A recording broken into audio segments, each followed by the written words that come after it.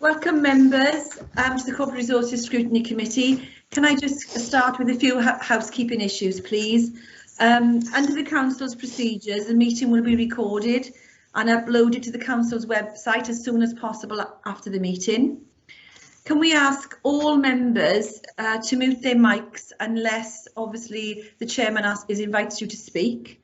Should you wish to speak and signal that you wish to speak, could you please raise the hand facility on the screen or use the chat facility? But if neither of them are working, obviously, use your microphone and ask the Chairman if you can speak, when appropriate. If, however, anything goes down and there are any issues, please contact the Democratic Services Officer as soon as you can. With regard to voting on any recommendations, if there's no dissent to a recommendation, the Chairman will accept a silence as agreement. Thank you very much. Thank you very much, Karen, for that. Okay, welcome to Corporate Resources Scrutiny Committee meeting. All right, the first item on the agenda is, do we have any apologies for absence? I don't have any apologies, Chair. I know some members are not present, but I haven't got any apologies. No, I haven't got any indication from anybody here. So I assume everyone is present, apart from anyone who hasn't given a reason. All right, the next item is the minutes of the meeting held on the 20th of January and February. Are you happy for me to sign them? Excellent, thank you very much. We're now moving on to declaration of interest. I'd like to declare an interest on reference number 6, in the sense that I am a governor of Victoria Primary School, but I have got dispensation to speak and vote on that matter. And also, I'm also an employee of Cardiff and Vale College. I got dispensation to speak, but not to vote on any matters. Councillor John. Also, we should also services, pardon me, as well, which is on the various the presentation that we got coming up as well on number 5. Yeah, number 5 for me, to speak in relation to reshaping. Yeah, number 5 for me, Chairman. Permission to speak and vote. Thank you. Thank you very much. Has anyone else got anything else? Hands up function. Pam. Yes, mine's the same. Number 5 on reshaping. As my Barry Town councillor, and I've got permission to speak and vote. And Councillor Johnson? Likewise, as a double-hatted member, I have dispensation to speak and vote on matter regarding reshaping services in item 5. Whether we probably need to consider whether that is a particularly relevant thing for us to declare upon, because there's no mention of town and community council here, but we're doing so. I think regardless, we might wish to consider a discussion with the monitoring officer about that, because if there's no actual reference to town and community councils, then it seems a bit pointless us doing this at the start of every meeting. I was just ticking that box. Okay, do you want me to get the monitoring officer in? Not right now. I think just maybe in the future. Maybe one of us should just query the monitoring officer whether it requires us to do this at the start of every meeting. Maybe, I think maybe on a future. I think maybe we could have some sort of ruling when we have these meetings to say whether we do need to declare or not. Perhaps going forward for the monitoring officer. So maybe there's something we could look at. Sorry, could I just comment there? And sorry to interrupt. I mean, as members appreciate it, members have a personal obligation to declare interests if indeed they do have a personal prejudicial interest, and it wouldn't be appropriate for me, because I don't know everybody's individual circumstances to be able to give that steer. But I certainly agree, unless there's a matter linked to a town or community council, a declaration, a blanket declaration shouldn't be given at each meeting. Okay, thank you for that. All right, I mean, given what the ruling has been from one, does anyone else want to declare? I know we've still got some hands up. Yes, Chair, Vince Driscoll, Councillor Driscoll did his powers. Declaration on number 5 as well. Okay, Councillor Cox.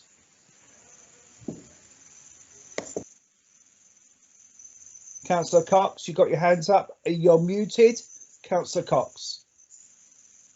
I'm now unmuted. I'm a member of Cowbridge with Llanbeddian Town Council, so I've got a similar declaration. Thank you very much. And I think, and Councillor Crowley. Yeah, same for me, Councillor for Dinas Powys. Okay, I got plenty of, and Councillor Carroll. Thank you, Chair. Item 6, I'm a school governor, LEA governor at Landock Primary School. Thank you very much. Okay, I think we still got some hands up still. If you could take them down, otherwise we get someone to take them down for you. We assume they're old hands. Councillor Driscoll, do you want to say something? Thought I already had, Chair. Yeah, but your hand's still up, Councillor Oh, Driscoll. God. Silly me. Okay, I'll get it down now. Thank you very much. All right then. All right then. Okay.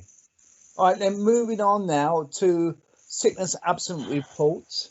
I don't know is Leith or Tracy presenting this?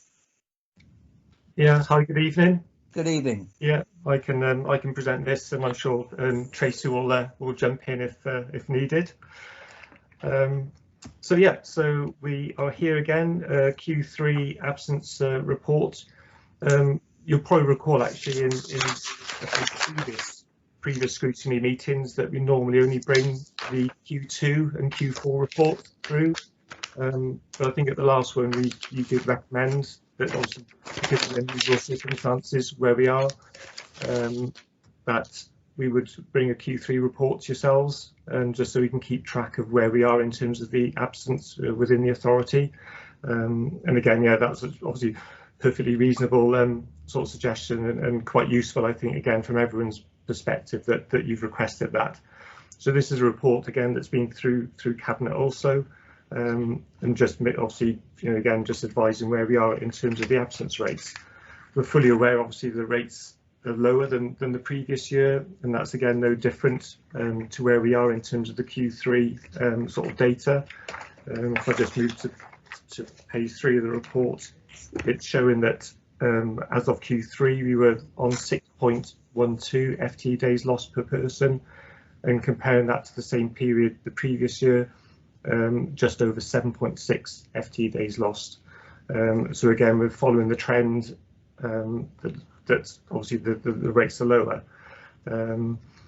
So, and again, actually looking at the Q2 results again, yeah, it's a similar increase that we've had. So there's no major issues in terms of whether that figure's rising further.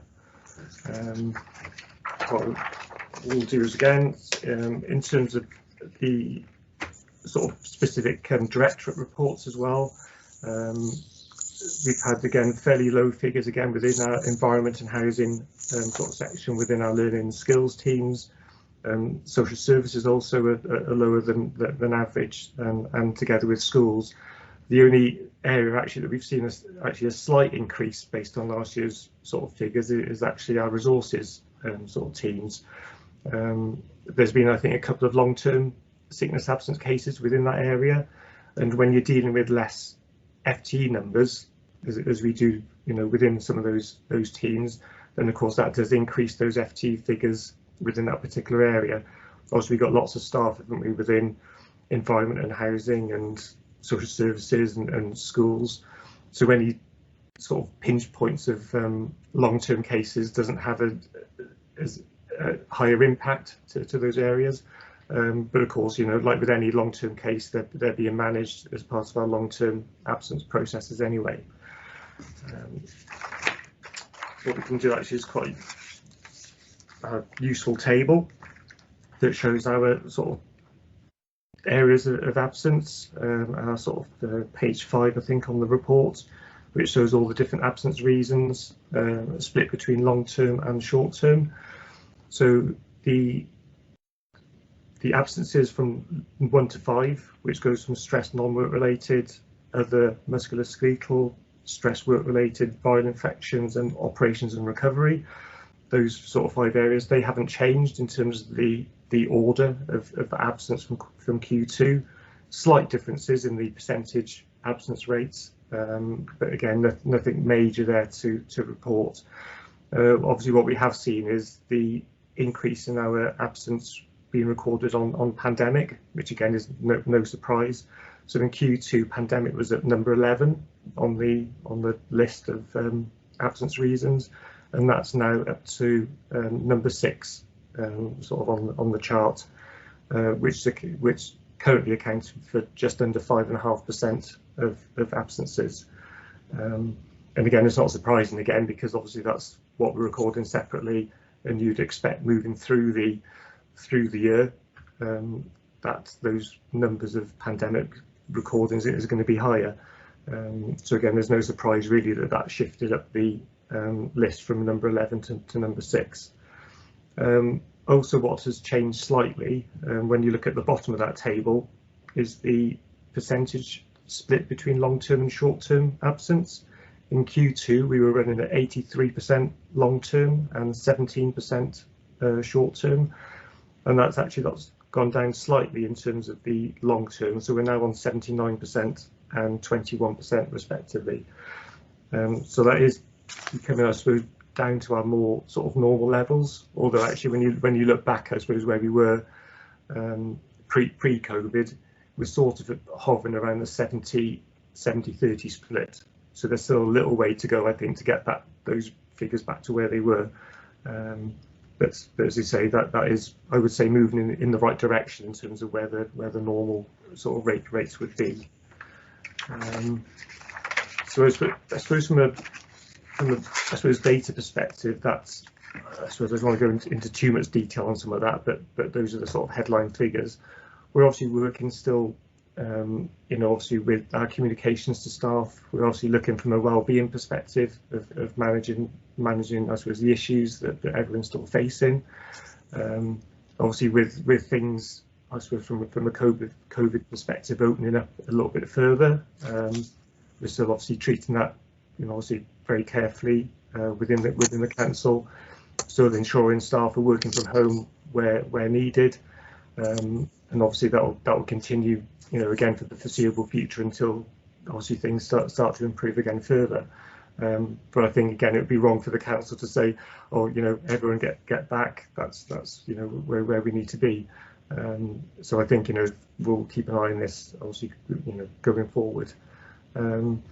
So I mean, from my perspective, I think the data's there. It's still showing that we're under target, but appreciate we're in a different time again, and you're aware of that from the previous reports. But again, I think unless Tracy's got anything else to add, I'm happy to take any questions from yourselves. Thank you. Tracy, do you have anything to add before I bring Councillor Johnson in? No, thanks, Mark. Not at this point. Oh, thank you. Okay, open to members. I got Councillor Johnson as indicated. Does anyone have any other member? Okay, Councillor Johnson. Thanks, Chair. And then Councillor Cox. Thank you, Chair. Thanks to Leith for the report. I think, am I right in saying that I've seen some of this at joint consultative forum as well as covering Q3? Okay, so some of it is slightly familiar to me. Just wanted to pick up on a couple of issues. Obviously, it's difficult to draw year-on-year comparisons because this has been a year like no other, and so it's the data is the data. I think it's how we manage some of those things that's more interesting. Some of the discussion at Joint Consultative Forum, which is for anyone watching this, is a meeting between councillors and representatives of trade unions, was that there seem to be obviously different spikes be around the return to school and so obviously that is operating differently. So I'm just wondering if we any further thoughts on that. And the other point I wanted to make was that obviously due to the cancellation of so much elective surgery during the past year, people there's a cohort that would have been in hospital recovering from operations, etc., that won't have been doing that this year. Naturally, hospital capacity in future is probably also likely to be restricted. There won't be a coiled spring effect, but I was wondering so people won't have suddenly large numbers of people missing work because they've been receiving operations. But I'm wondering what we're doing to help people who may be maybe in pain or maybe have had problems and had that surgery delayed, but are currently working their way through pain, etc. I'd be just grateful for some thoughts on that. Thank you much, Leith. Do you want to answer that, and then we can get Councillor Cox afterwards? Yes, Leif. Yeah, thank you. Yeah, thank you, Councillor Johnson. You're quite right, I suppose, in terms of the absence and I suppose the way especially the schools, and we've seen that. I suppose we see that generally anyway with schools where they, through termly sort of processes, their absence match almost the terms, especially from a short-term sickness perspective, that you see the peaks and troughs with that. Some of the long-term not so much, because the long-term affects them over the half-term periods as well.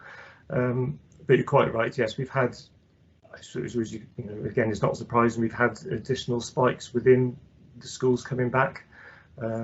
Whether that's again fully COVID related, but of course, you know, from a testing perspective, we've seen obviously the amount of tests that we're putting through the authority always again follow that rule of where schools can come back as well from a COVID perspective. You know, we're offering obviously support and guidance to schools. We've got some good information that we're constantly sort of managing that with the schools and with the school trade unions. There's lots of meetings that are held, even though they may not be the official joint consultative sort of meetings. There's still very regular meetings with the schools and the trade unions and the head teachers on a regular basis. Again, just trying to manage sort of the processes, you know, of what we're going through. But you're quite right, I suppose. Yeah, we're always keeping an eye on the sickness rates corporately and within schools, and that will be managed, you know, as we do with all other absences with our HR business partners and the heads as well. In terms of the operations, you're quite right. Again, I was just actually looking at comparing some of the data that we had in terms of the operations and recovery. In Q2, 8.4% of our absence was operations and recovery, and actually Q3 that's gone down to 7.7%. So again, that's still showing that our operations and recovery is definitely lower than it has been. And again, we know that that's no surprise. Yes, obviously there will be staff that will be working at the moment that where they haven't had the opportunity to have the operation and that time off for recuperation. We do offer obviously support from our own occupational health sort of service, whether they need to phone someone up just for a you know, informal chat, or whether there's anything we can do to help push things through their GP, and we can help support those processes as well. I think, as you say, I think time will tell a little bit, I suppose, over the next 6 months as things start hopefully getting back to normal on you know, these staff having those operations, and whether that we'll have to sort of manage those situations as we do, and that could mean, you know, again, repurposing staff to manage those gaps, you know, even down to sort of, you know, agency support and stuff like that. So again, we just have to manage those with the managers as we go forward. You obviously get data on now I suppose a quarterly basis. We do report quite regularly to managers on a sort of weekly or 2 weekly basis on all their absences. So again, this is happening on quite a regular basis in terms of the data they receive, at least on some of their long-term sort of cases as well. So, you know, this data is flying around the council all the time. So just don't think this happens just on a quarterly or 6 monthly basis. Thank you very much. Councillor Cox. Thank you, Chairman. I wonder whether Leith has looked at any detail of the differences in short-term sickness between those people who are working from home and the staff who are going to the offices, because obviously when we look into the future, when this pandemic hopefully is finished, that sort of figure will no doubt affect what we consider going forward for staff planning. Yeah, no, that's a very good question. I don't think we've actually done a full analysis of that going forward, but actually that's a very good point. Now we know we've discussed, I think, the word presenteeism as part of our discussions, and we know that's quite difficult to monitor because someone obviously doesn't report that they're working when they're not fully fit, and we think really that has an impact on some of our lower absence figures, because people are working from home when they maybe previously would have taken some time off, because a lot of it is actually down to travel. And if you live in a distance away, it's that that opportunity to actually get out the house, travel to work is the bit that sometimes is the hard bit to do. And having that ease of having that access at home within your own time, and the ability, I suppose, to have a much more flexible sort of way of working. What we can do, actually, yes, you're quite right. What we can do is look at that data a bit more in terms of the people that are working from home, and see what their specific sort of absence rates are. But we can certainly look at that. Jeff, do you want to respond, because you got your hands up again? Yes, it's only a quick point. Thank you for that, but I appreciate it's more than just figures and absence. It's staff welfare as well, which comes into this. Yeah, of course, yeah, and understand. And yeah, and as authority, yeah, we're obviously doing a lot of work with that. And I'm sure Tracy will mention that we're going to do another staff survey. I'll let Tracy come in now. Yeah, sure. Thank you. Is that okay, Mark? Are you sure, okay? yeah. Yeah. So yeah, as Laith rightly points out, we've been very active in this area to consider staff wellbeing, and whilst the data we're reporting is historic data, we're looking at how we can influence potentially that data moving forward. So Councillor Johnson, as you rightly say, there are things we won't be able to influence, such as operations that have been postponed through the pandemic that may need to come back into situ as things start to come back into play. We have been offering those people that we know have pre-planned operations that have been cancelled support through our occupational health teams. But wider than that, we put out a wellbeing survey in the late summer of last year to ask our employees questions around how they were feeling, how they were feeling in terms of the communication by the local authority, how they were feeling in terms of support by their line managers, how they've been feeling about the pandemic in general and how it has affected them, how they were working. Were they working predominantly at home? Were they working front facing? Were they doing a mix? How would they like to work moving forward, and what would they like to see? And as a result of that survey, we've kind of expedited some of the wellbeing activities that we probably would have liked to have brought on board anyway. So we've got a suite of wellbeing activities now that are around physical wellbeing, emotional and mental wellbeing, and financial wellbeing. And because we're mindful that a number of our staff have been impacted financially, not necessarily those because they're working for the local authority, but those who may have lost their jobs or been furloughed elsewhere. So our physical activity package goes through kind of yoga, Tai Chi and aerobic based exercises that are both live and pre-recorded for people that can't access them, and they're through the day. And we've been delivering a kind of key message that it's important for you to take time out and do this activity for your well-being. So it's not just offering them, it's also saying actually it's really important that you take this time out, and we encourage you to do so for your own well-being. From a mental health perspective, we've signposted through the site that we've set up to well-known organisations that can support mental well-being, such as Mind. We've also offered mindfulness sessions and continue to promote our Care First offering to employees.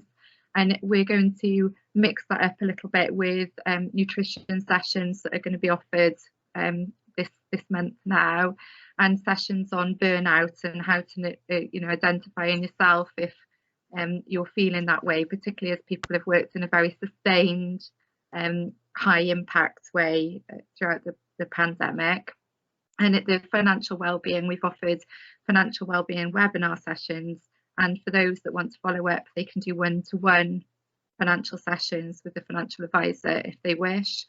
The next survey is due to go out now this week, so the wellbeing survey will go out this week, and it's been a collaborative effort between our wellbeing champions, our communications department and HR, and it asks the same questions from a comparative purpose to what we asked last year around how are you feeling, how are you being communicated with, and how are your managers supporting you, and then it asks some comparative questions around how were you feeling last year and how are you feeling now, given that we're sort of a year on in this pandemic, and same questions about how are you working, how would you like to be working, to see if there's a change.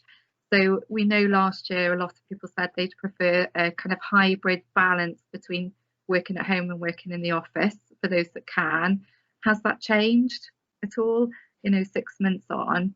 And the final kind of part of that question there then asks a number of questions around, in terms of the offering that you've seen over the last couple of months, how would you rate it if you've gone on any of those sessions? And would you like to see anything different? And then it asks a few kind of open-ended questions to try and get people to articulate things that they want to see and want to do different. So our hope is that we can start to have some open, honest conversations with people and encourage people to speak where they found it really challenging and really difficult, and that they can share that then in an anonymised way if they wish to via a survey, that we can capture that data and work with it moving forward. So that's probably just to give you a bit of a snapshot as well in terms of what we're proactively doing to support our staff members. Okay, thank you very much. To be honest, Tracy, that is really helpful, because I think what might be quite good going forward is that we get a report to this committee and maybe to Cabinet as well on wellbeing in terms of those initiatives that you're using. And it'd be quite good, as you said, you're devising a questionnaire to get the feedback from that and going forward what people would like. And I think Councillor Cox's point about it'd be interesting to look at the absenteeism between people who are now remote or people who are now working on site because of the nature of their job. Very interesting to have a look at that as well, and maybe we can have an update on that for a future sickness absence report. I think going forward, I think that's where we need to focus on. I also think there's going to be a bit of I should imagine, especially amongst people that work in schools, there will be a bit of worry about some of those people now returning to that environment, especially with COVID still in the community. I know we're talking about relatively low levels, but we have been there before, as it were, on this. And clearly, perhaps as an authority, and I know we got delegation to schools in terms of their management, and I know we're overarching that, is that what will happen is, say, for instance, some of these staff feel quite insecure because of many of these staff still, I'm afraid, are still not being fully vaccinated because the way that we're doing it by age profile, okay, and also underlying health issues as well. But nevertheless, that doesn't cover people in school. And obviously it's a disappointment that hasn't happened. But this is where we are, I'm afraid. So I was thinking perhaps, we can look at that as well in terms of that well-being feature. So I wonder perhaps if you could look to do a report, perhaps sort of in the summer, I was thinking, possibly before the August recess, if that's a possibility, Tracy. I just wondered what your thoughts are about that. I'd welcome that, Mark, actually, because Laith and I have been having conversations over the last few months to say the report that we're bringing just tells you what's happened. It doesn't tell you what we're doing to proactively address it, and then seek, your kind of judgment, comment, critical eye on perhaps the areas that are missing or what we could do a little bit differently. So we'd certainly welcome bringing something around the wellbeing report, and we could start it by bringing the feedback to those surveys and what we've been doing to shape some of the activity that we're doing around that. So yes, very much so. Okay, are members happy with that suggestion? Yeah, I got some thumbs up.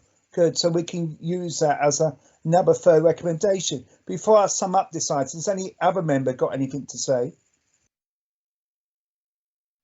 No, fine. Okay, so we've got a third recommendation of a wellbeing report. And we're happy to support the first two recommendations as well. Fine. So moving on now. Thank you very much for that. Really appreciate the efforts that you're making there. Are we now on to Renew Reshaping? It's over to you, Tom. Good evening, Chair. Good evening, Committee. With your permission, Chair, I was going to share a presentation just to walk you through the reference to this item. Bear with me.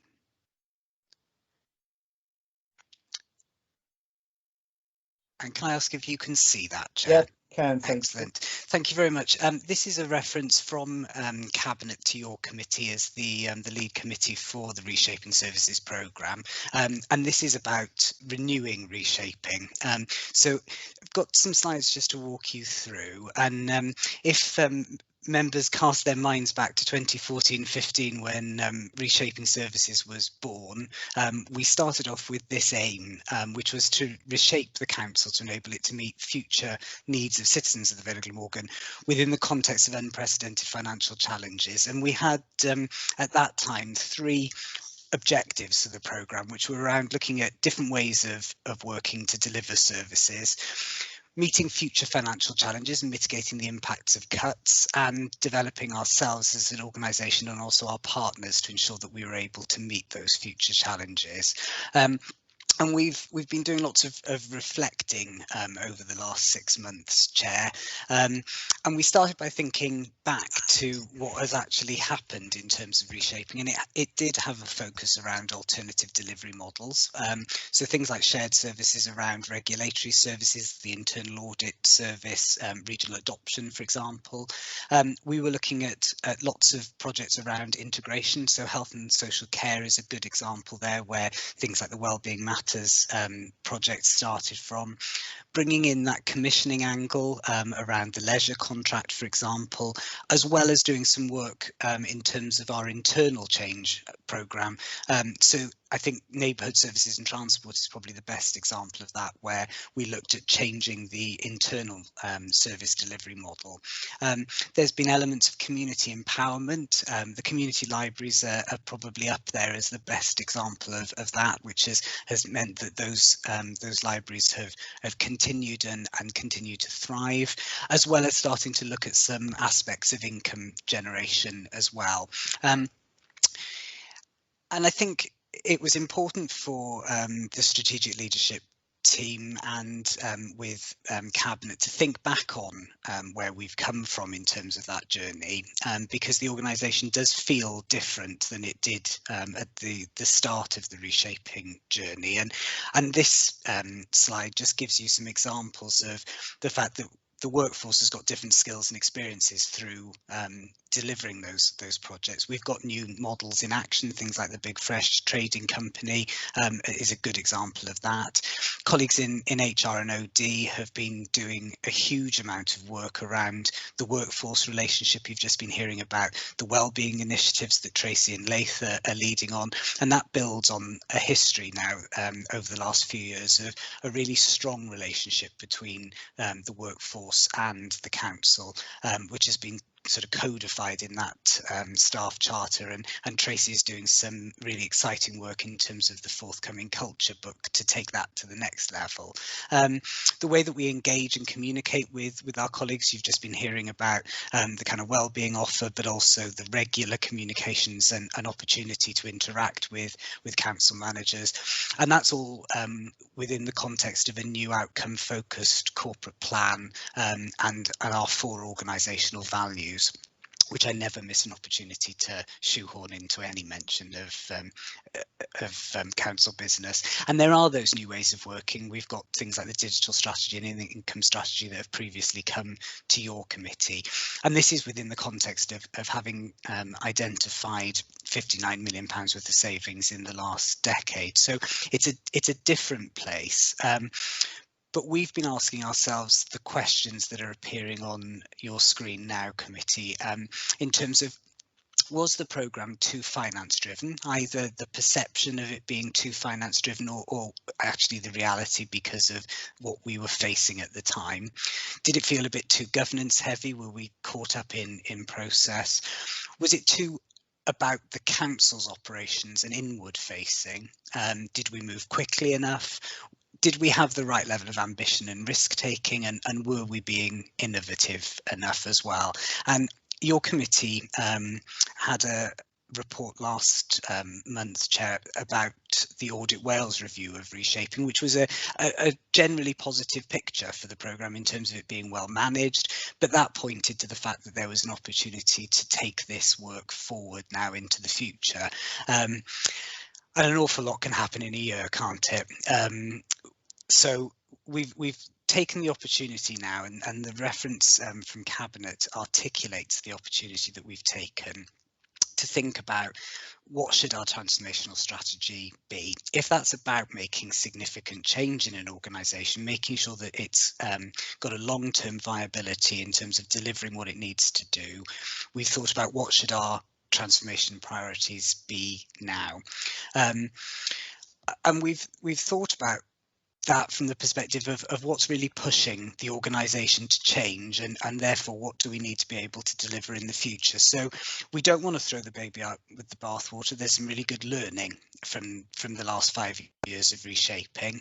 We've talked a lot in recent months about the coronavirus recovery strategy, which is now being articulated through the progression of the council's corporate plan. So we've had a series of discussions with the leadership team, with the programme board for reshaping, with our colleagues through sessions that OD have organised, and through the kind of two-way engagement that we've got. And we've looked at what other people are doing elsewhere, and we're very grateful to Audit Wales for sharing a lot of information that's happening across the country in this sphere.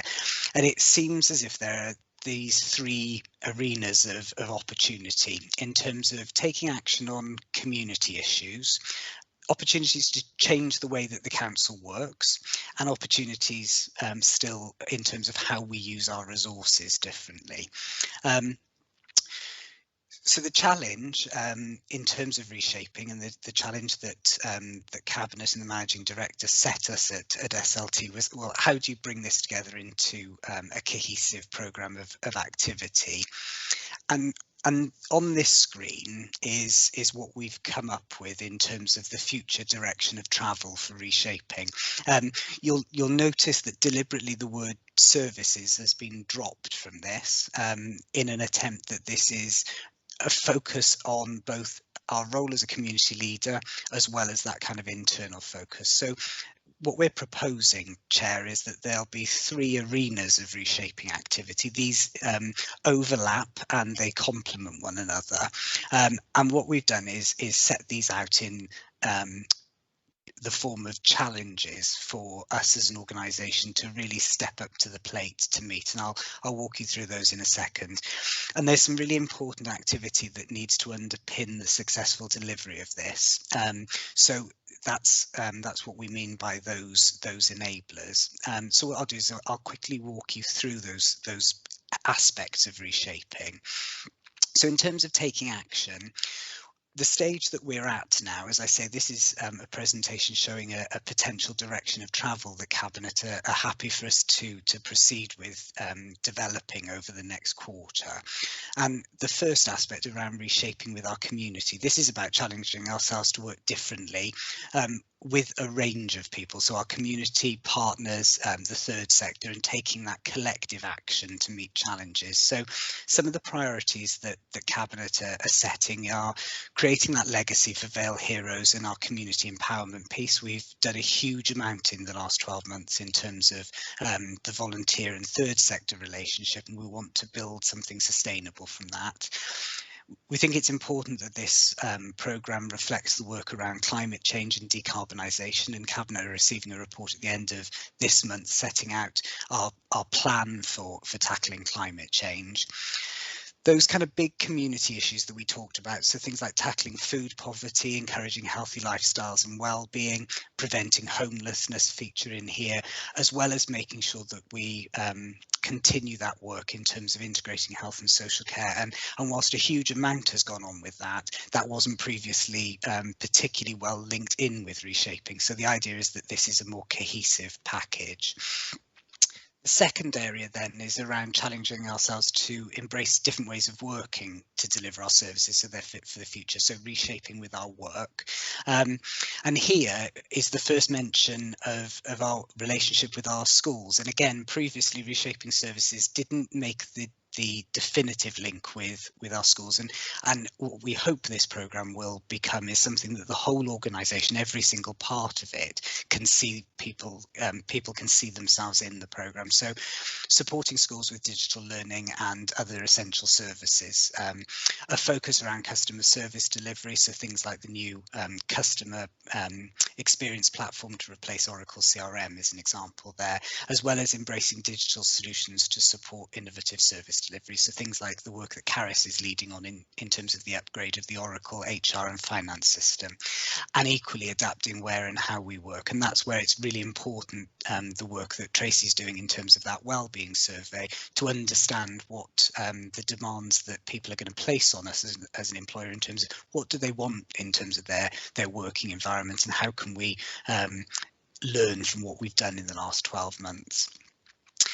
And then the final arena is reshaping with our resources. So this is about challenging ourselves in how we use our people, our assets and our financial resources to deliver sustainable services. So again, a link with schools, so the 21st Century Schools programme and how we can learn from that, and we can take that forward. Supporting the economic recovery of town centres, so a direct link into our coronavirus recovery strategy, as well as regenerating key sites and developing commercial opportunities as well, be that income generation or investments as examples. So that's the package of strategic priorities that we've initially identified. And as I mentioned, the successful delivery of this stuff really relies on a series of strong enablers. So there are the usual kind of strategies around digital income investment that we need to do. Tracy's leading on the work of the HR strategy and as I say, the culture book. And we're working collectively around an internal and external engagement strategy to make sure that we're communicating effectively, but importantly, we're able to listen to different views. We talked at last month's committee as well about the impact of the Local Government and Elections Bill, and that offers further opportunity to change how we work, and we need to interface this with that, as well as playing in that emerging insight function that we've been developing. So a reliance on data-led decision making, and I know committee have seen the community impact assessment. All elected members receive the monthly economic impact assessment piece, and it's using that evidence base to tell us what we need to be concentrating on next. So that's a kind of whistle stop through the initial set of priorities for action, and then thinking about the immediate next steps. Over the next quarter, what we want to do is flesh those arenas out through more engagement, and that'll be internal and external engagement, to start really refining and honing down a series of projects and programmes within the reshaping agenda. And that will involve us spending some time to develop the scope, how we monitor and report. We're keen that, as I say, this is not just finance driven, we're talking about how we report against a whole suite of things that lead to better outcomes. And also that'll lead us to a review of the kind of governance arrangements to make sure that there's proper joined up decision making within reshaping within the council. And there's an important, obviously, element in terms of oversight and scrutiny here. So the programme board will continue to meet, that comprises the cabinet and strategic leadership team. We'll develop sub-boards as we need to. We'll have as few as we can get away with, but as many as we need to make it a success. And the plan is that we'll develop then that reporting regularly to cabinet and of course through to yourselves at Scrutiny Committee. So that's a really quick kind of tour of the direction of travel that that we're looking to take on reshaping, and obviously I'd be delighted to answer any questions. Okay, we got Councillor John first of all. Thank you, Mr. Chairman. Tom, where does this take us on past initiatives that have not happened yet? For example, car parking. The car parking Yeah, Ian's smiling now, but where are we going on car parking in the future? Are we still going to hand over the car parks to local community, town councils? Are we going to hand over property that was talked about previously? Or do we start with a clean slate? It's certainly not starting with a clean slate, Councillor John. I must admit I haven't got the latest position in terms of the car parking proposals, so I can ask colleagues in neighbourhood services for those. There's an important reference within the reshaping with our community arena in terms of working with partners, and we absolutely see town and community councils as one of those partners. And again, there's an important relationship for us to look at in terms of how we progress those kind of initiatives, both with other public sector organisations such as town and community councils, but also with colleagues in the third sector and other community groups, for example. So I think that would be where the position on that is. I mean, the thing is, Tom, just quickly, Mr. Chairman, but the thing is really, town councils were left in limbo. We had a park in Lantford, we still have the park, it's Stradlin Park, which was going to be handed over to the town council because it's only a small park and the Vale wanted to unload it. That was agreed 3 years ago, but nothing's ever happened. And, you know, the actual park needs attention, you know, it just can't be left, and that's where it was originally, just overgrown, not looked after. So basically, I think we need to have an answer on this, because obviously town councils have to have the resources set up to take them over. And it's not a case of just when the Vale decides what they're going to do. It's when the town council are in a position to take these facilities. So I'm very disappointed with the way this has been handled right down the line. Thank you. Do you want to respond, Tom, to that? I can certainly get an update for Councillor John in terms of that particular park, and I'll make sure that that's sent from colleagues in neighbourhood services. No problem at all, Chair. Thank you very much. And Councillor Johnson. Thank you, Chair. Thank you, Tom, for the presentation. I really enjoyed it. I liked the what it felt to me like a very upbeat tone. You know, discussing the sort of the culture of the council, the role of the council within the wider community, and a holistic way of looking at these things. Strong alignment, even though they weren't mentioned, with I think with the Future Generations Act and with the work of the Public Services Board. And that's, to me, is a big step forward from the previous reshaping services and the way in which it was presented, which was predominantly about the council offloading or carrying out fewer services than before, and that I think was and often in silos, and I think was tainted by that, because it felt from the very beginning that it was about the council getting rid of responsibilities or cutting back as a result of the UK government's austerity project that started sort of roughly a decade ago. In praising this, though, Councillor John makes the appropriate point of linking some of the high level proposals with what happens on the ground, and the legacy of a strategy which felt to many councillors like it was about getting rid of services, and in which the Vale had the whip hand with others. The length of, we've had, I think it was September 2013, we had Cornwall Council come and talk to us about devolving services to town and community councils. That's nearly 8 years ago, and yet the numbers of actual changes that have taken place have been very few. The number of community asset transfers have been limited. The successes have been those which the Vale has declared successes, and not necessarily ones that people in the wider community would see, because they rightly or wrongly saw the proposals as being ways of the Vale opting out of paying for things or removing responsibility.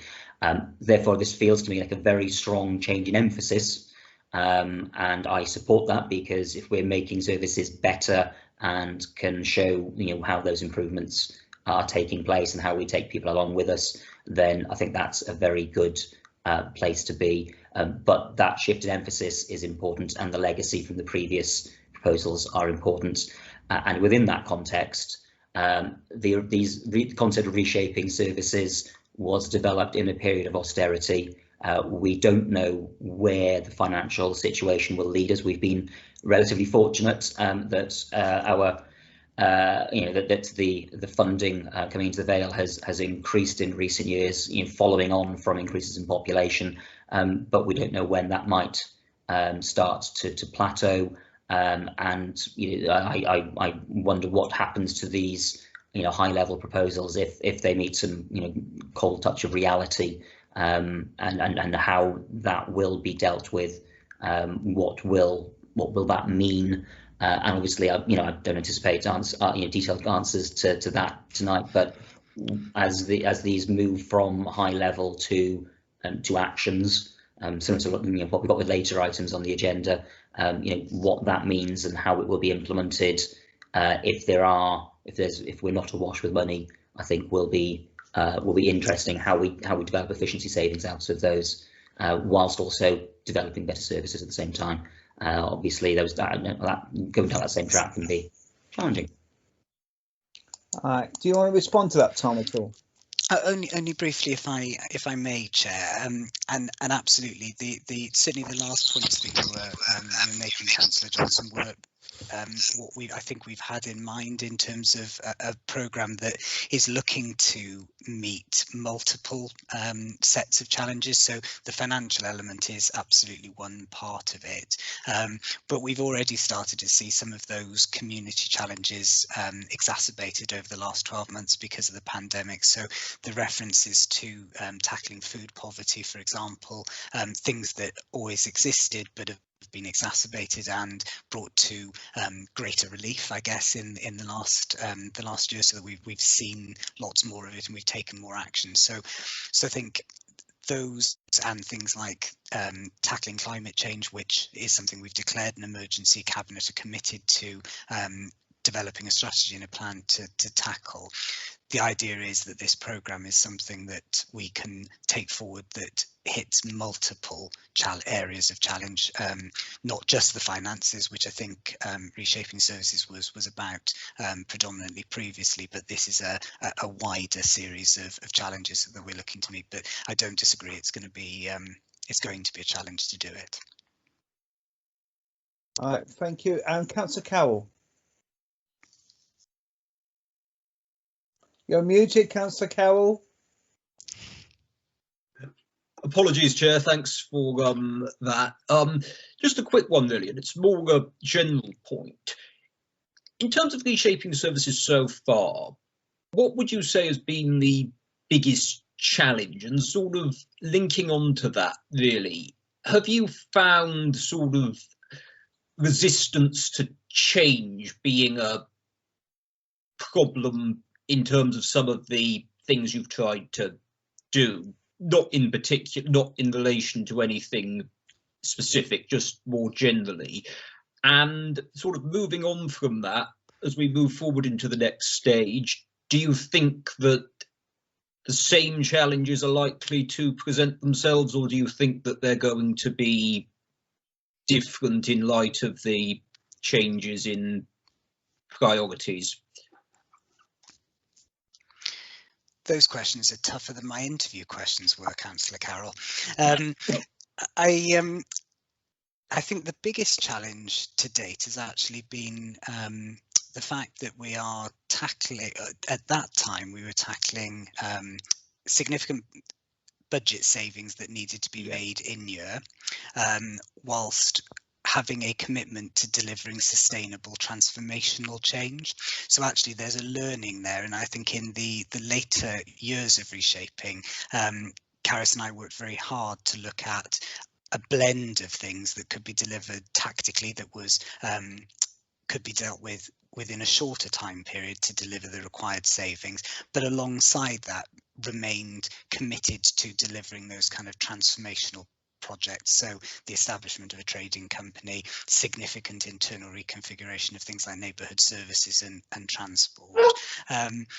In terms of resistance, of course, there's always an element of concern from colleagues when we're looking at delivering change. But I think what has been a real positive in reshaping to date, and I have no doubt that it will continue, is the fact that because we've committed so much time and effort and energy into that relationship with the workforce that we were talking about, that actually people have understood why there was a need to do what we were looking to do, and we've committed significant amounts of effort, as I say, to supporting people through that process, whether that's our colleagues or our customers.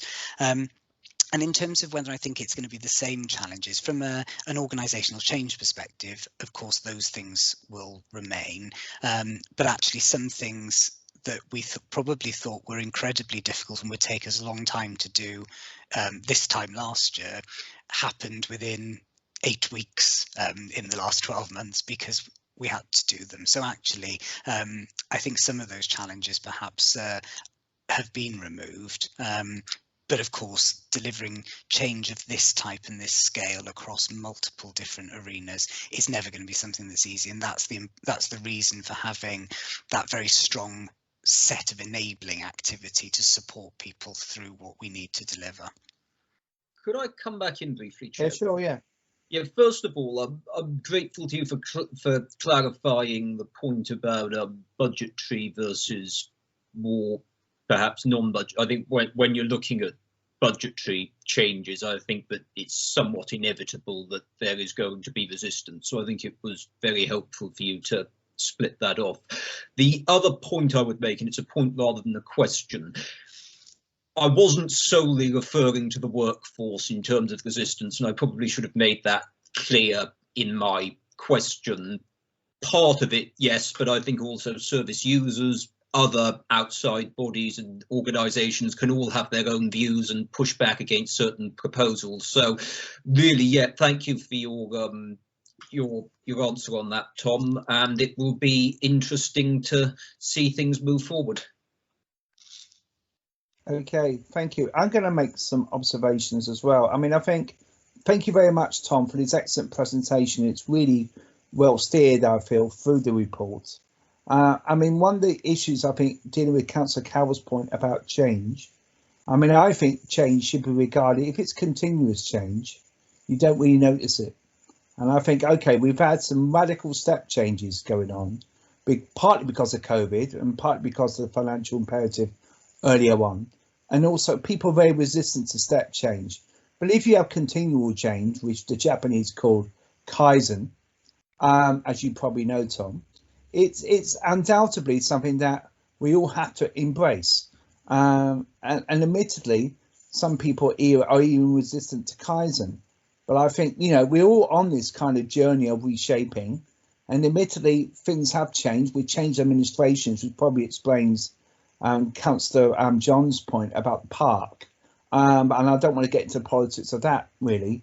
But I do feel going forward, we do need to be thinking about bringing people to an understanding that reshaping, it's got to be there throughout the world that we live in. Partly it's not just due to finance, but it's also due to technology, which enables certain things to take place, you know, which couldn't have taken place. If you think about the way that we are operating now, we certainly would really struggle to operate like this a year ago. And I think clearly, you know, we are moving on quite fast. But I also think, no, and I was saying to you earlier at a previous meeting, that one of the things that we've got to drive a bit more is about the data.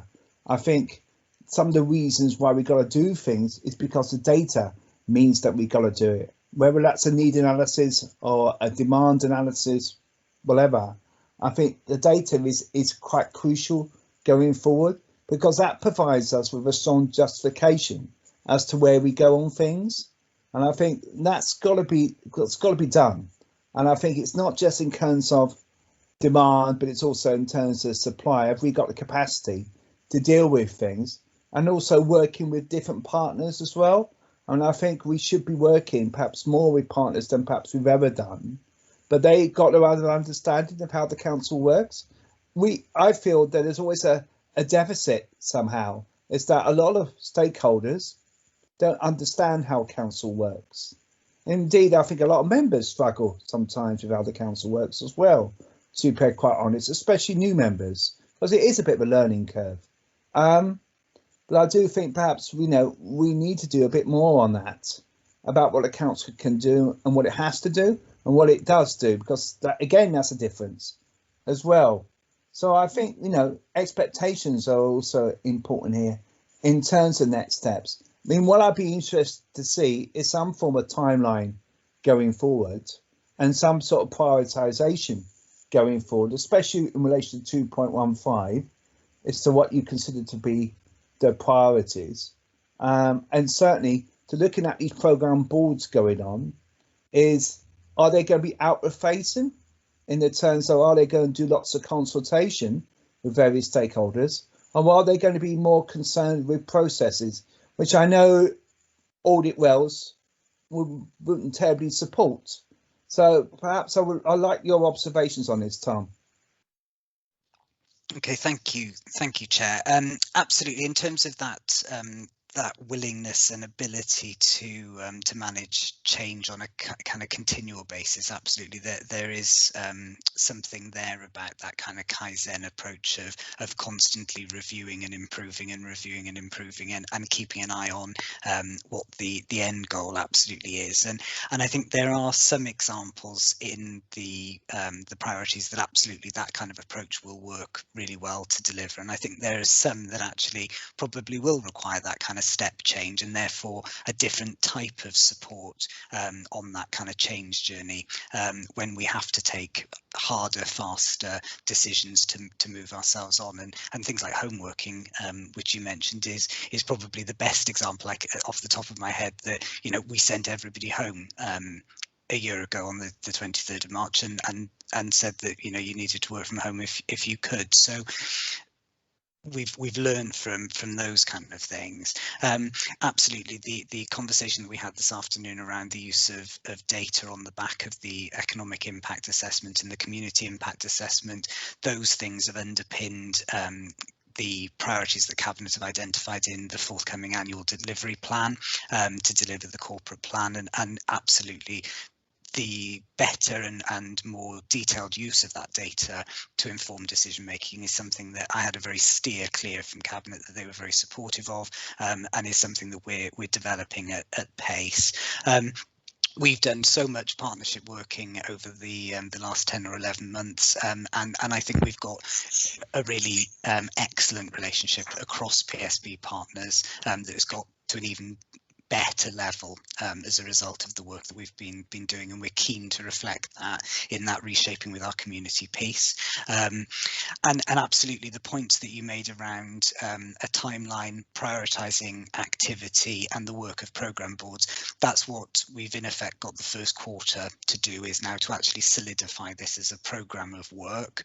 And in terms of how those programme boards are going to operate, I want to do both of the aspects that you talked about, in terms of them having that kind of outward face of doing a lot of engagement, and you'll see at your committee next month the proposals around the climate change conversation as being an example of how we want to reach out and engage on that. But they do also have an important role in terms of ensuring good governance, strong decision making, and robust controls around this work. So they need to do both. Okay, can I just make a recommendation? I'm sorry, Ruba wants to come in. Ruba, do you want to come in now? Yeah, sorry, thanks, Chair. I'd agree with Councillor Johnson. It was a very upbeat report, Tom, so thank you for that. So my question, and I know you've touched on this already, but really, in order to challenge ourselves in terms of the whole priority of reshaping services, what do you think are the key indicators of success?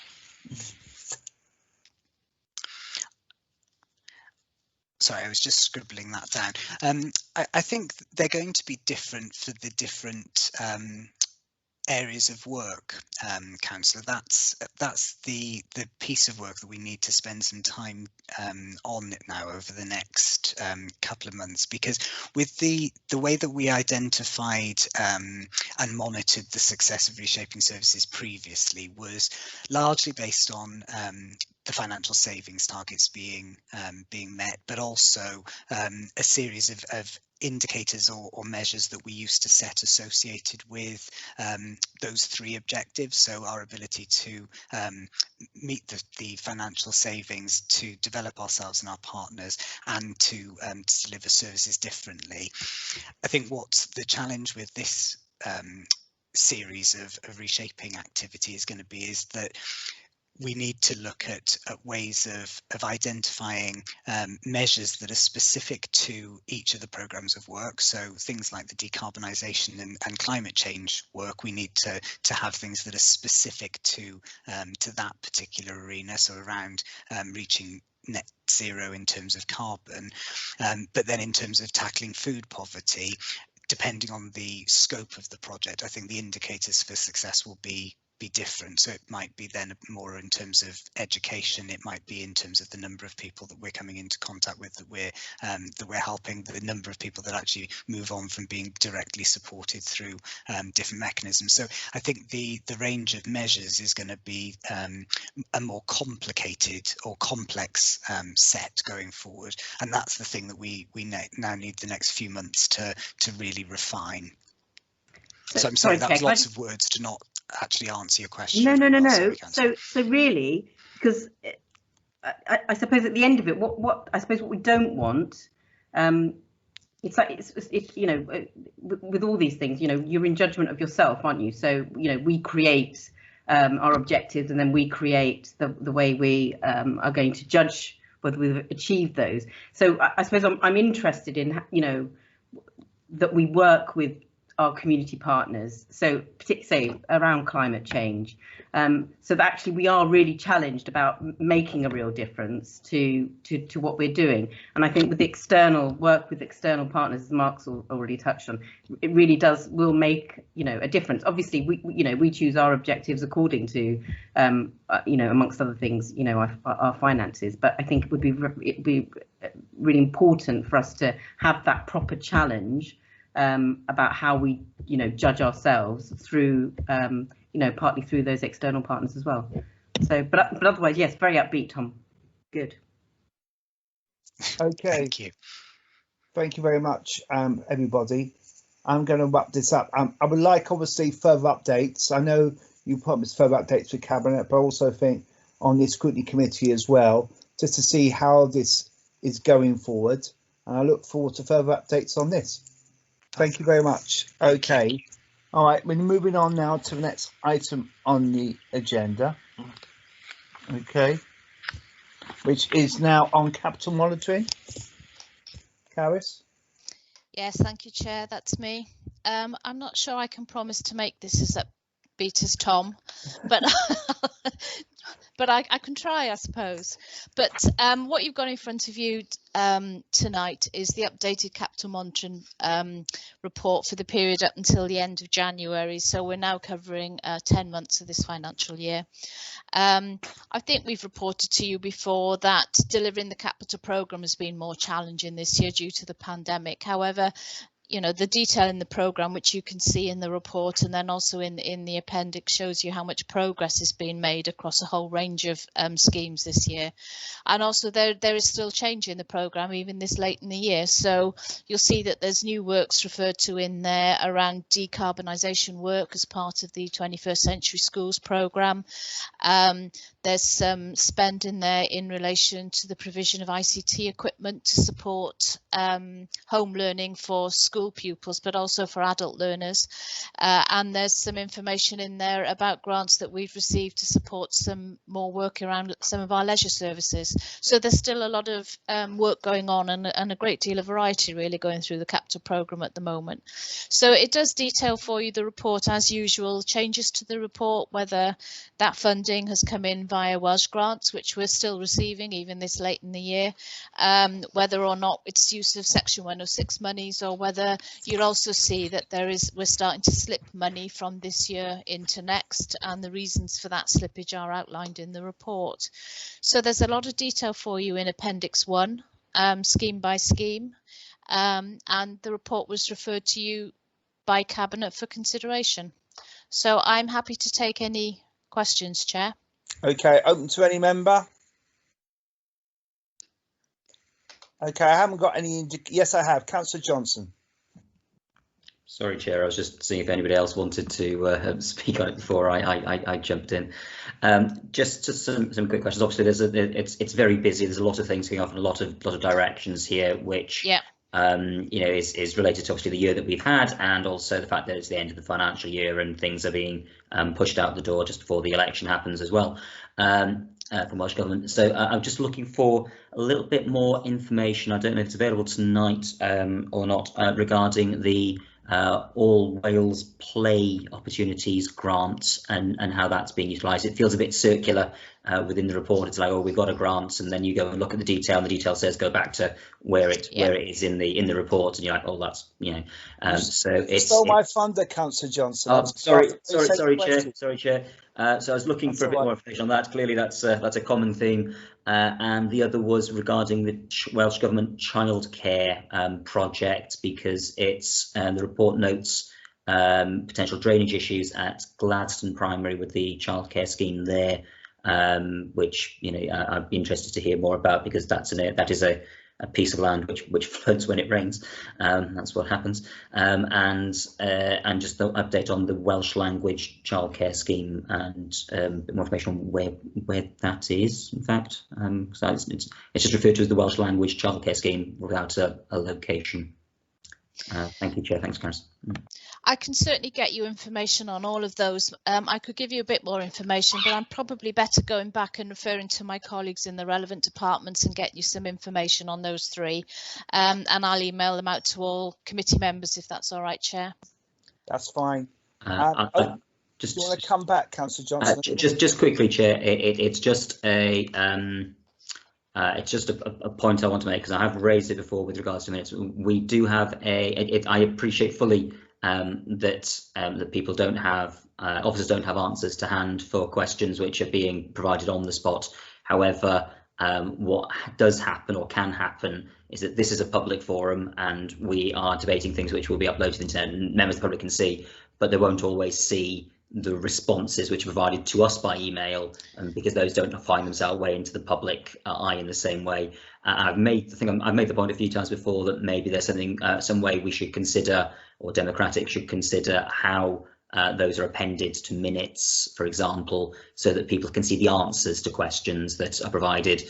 It's perfectly right, officers can't provide detailed responses, and I wouldn't expect them to off the cuff here, but it does mean that sometimes those don't get covered in, those aren't available to anybody else. Thanks, Chair. I'm quite happy, Chair, to take that away from tonight's meeting and obviously speak to colleagues in Democratic Services about whether or not there is a way that we can address that particular issue. Chair, I'm happy to speak to Caris about that as well and see what we can sort out. Thank you. Thank you for that. I mean, I think it's a very good point you made there, Councillor Johnson, and I think this is something that we can raise in chairs and vice chairs as well, if we especially if we can't do it, because I do think that is something that we do need to look at. I got a few points myself, if you beg my indulgence. The first point is in relation to the placenta high level glazing panels. I just want to know a bit more about the danger there, about the glazing. I just wondered perhaps if you know anything about that. That's one point. Bit more detail about the Sports Wales grant in terms of it says support partners 5. Okay, what does that really mean? I mean, obviously, I'm not expecting an answer tonight, but I wouldn't mind an answer for those relevant officers. Yeah. You made the point you well made by Councillor Johnson in 2.27, and also 2.37. A bit more about timelines in terms of street lighting energy reduction strategy. I understand that. I know we've got some fantastic new lights in Victorian lights in Penarth, and I know possibly in other areas, possibly in the Vale as well. And clearly that's something really welcoming. But I just wondered about other bits of the scheme in terms of progress. So really, I'm looking for updates. I mean, again, I'm not expecting you to provide me those answers, Caris, tonight. But again, I'm asking those questions because it's been asked of me as well by members of the public. Yeah, and I understand that, Chair. And if you're happy with that, I'll do the same as I did for Councillor Johnson, which is get that information from the relevant departments and circulate it to all members of committee. Okay. All right. And I think we're happy to move on because I think we're all happy to support those various recommendations. I know there's certainly too many to mention them all, aren't we? But happy to move on. Okay, we're all happy to move on. Yes. Yep. Excellent. We move on to revenue now. Alice. Okay, thank you, Chair. This is the revenue monitoring report for the same period, so up until the end of January, and it reports to you as well the impact that the pandemic is having on our finances, and also where we are with regards to the efficiency savings that are built into this year's revenue budget. So again, you'll know this, I've said this to you before, that obviously the pandemic has impacted on our position, both from a spend point of view and also from a loss of income point of view. We've continued to claim money from the hardship grant, which, as you know, we claim monthly. And as at the end of January, we'd received over £9 million to cover the additional costs that we've incurred. And that's detailed in the report for you at paragraph 2.2 with regards to how much we've claimed, what's been paid, and what's on hold. We'd also, for the first three quarters of this year, we've received £3 million from Welsh Government in relation to lost income, and that money has come in. We've also had specific grant funding from Welsh Government to cover a variety of other costs, and those are detailed for you at paragraph 2.6 of this report, and they total 56 million. Things are ever changing, as you know, in relation to this. So, I mean, since we reported that, we've had another more awards in relation to business grants, which we're starting to process now. So that'll be on top of that 56 million that's reported in there for the end of January. The report goes into detail, as usual, service by service of where directorates are. We're currently predicting that we will have to use an unplanned use of reserves in excess of 3 million to meet the shortfall that services are reporting. But I hope you notice that in the report that things have changed since the previous report, and services are doing their best to pull back areas of spend where they can. So you will see in the report that some services are reporting not having to pull down on reserves in the way that maybe they had thought they would be when we previously reported to you. So things are changing. We also report in there, which we've done this year throughout, the impact of the pandemic on our council tax collection. And as at the end of January, our collection rate was 1.7% down on what it was for the same period in the previous financial year, which equates to about £1.5 million shortfall. And as I've said before, some of this is because some of our payers are paying over a different 10-month period, so they will be paying in February and March this year, which ordinarily they wouldn't be, so we would hope to get some of that back. And Welsh Government, as it said in the report, Welsh Government's considering providing additional funding to mitigate that position, and actually they have now confirmed that they will provide some money to councils across Wales to mitigate for that loss, which is obviously significant and very helpful. When we agreed the revenue budget, or rather when you agreed the revenue budget for this financial year, there were efficiencies built in of 247,000, and we're reporting that we're still anticipating meeting those, and obviously we're continuing to monitor that as we go through the year. So that's an overview of the report, Chair, of where we are on the revenue position at the current time, and it's been referred to your committee really for consideration. So again, as with the capital one, I'm happy to take any questions or answer any queries. Unmuted, open to any member. And Councillor Johnson. Thank you, Chair. Thank you, Caris, for the report. Obviously, also we're still in it feels like we're still very much moving around. It's just the end of January, but there's been, who knows what happens next week or the week after before the end of this financial year.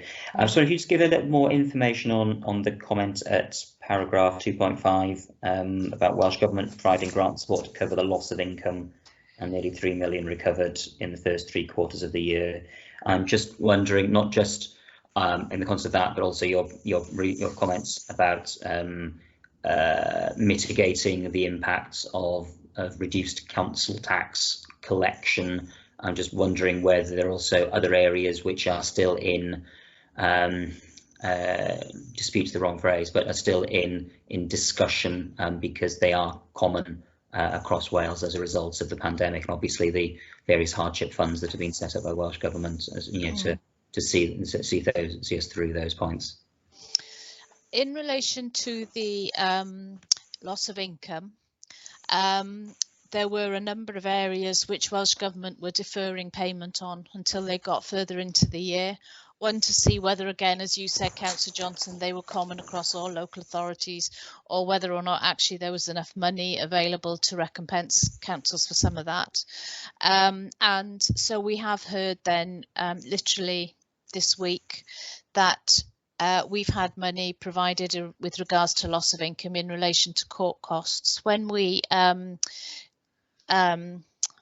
follow through on debt recovery in relation to council tax, and if we end up taking people to court, we are able to charge costs on that. And obviously, well, we haven't had any court appearances this year at all for debt recovery, and that's been recognised by Welsh Government. So actually they are recompensing us for that lost income. So they are still going through the claims, and they are still notifying us of changes, and I suspect that's going to continue, as you've just said, probably for the financial year. So we've certainly had money provided in relation to that, and as I said when I presented the report, we've had money in as well to recompense us, not for all, but for some of the council tax collection issues that we've experienced throughout the year.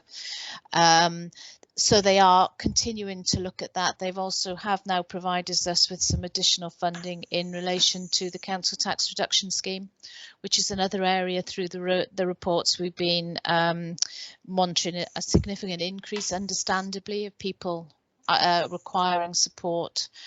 And we're not alone in that. Every local authority's had the same. So actually they have announced that there will be some additional money to support in this year, but only this year, to support us in those costs. So I think you said when you started, Councillor Johnson, it's still a very moving feast, and it does feel like that. They are still reviewing, and we are hearing, as I said, we've only heard some of those this week, really. So things are changing all of the time on the budget at the current time.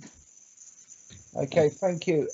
Just come back. Can I just come back into quickly, Chair?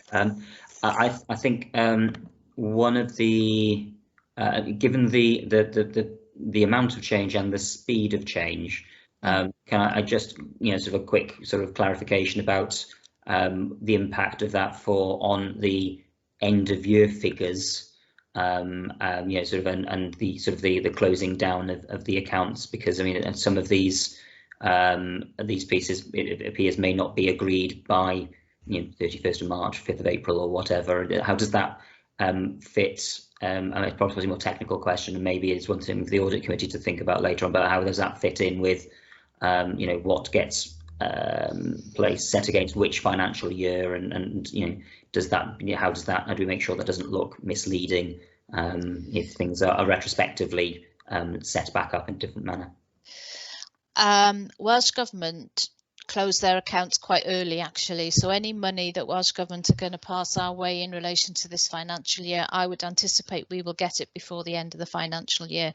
So any income that's going to come our way will pass into our accounts by the 31st of March.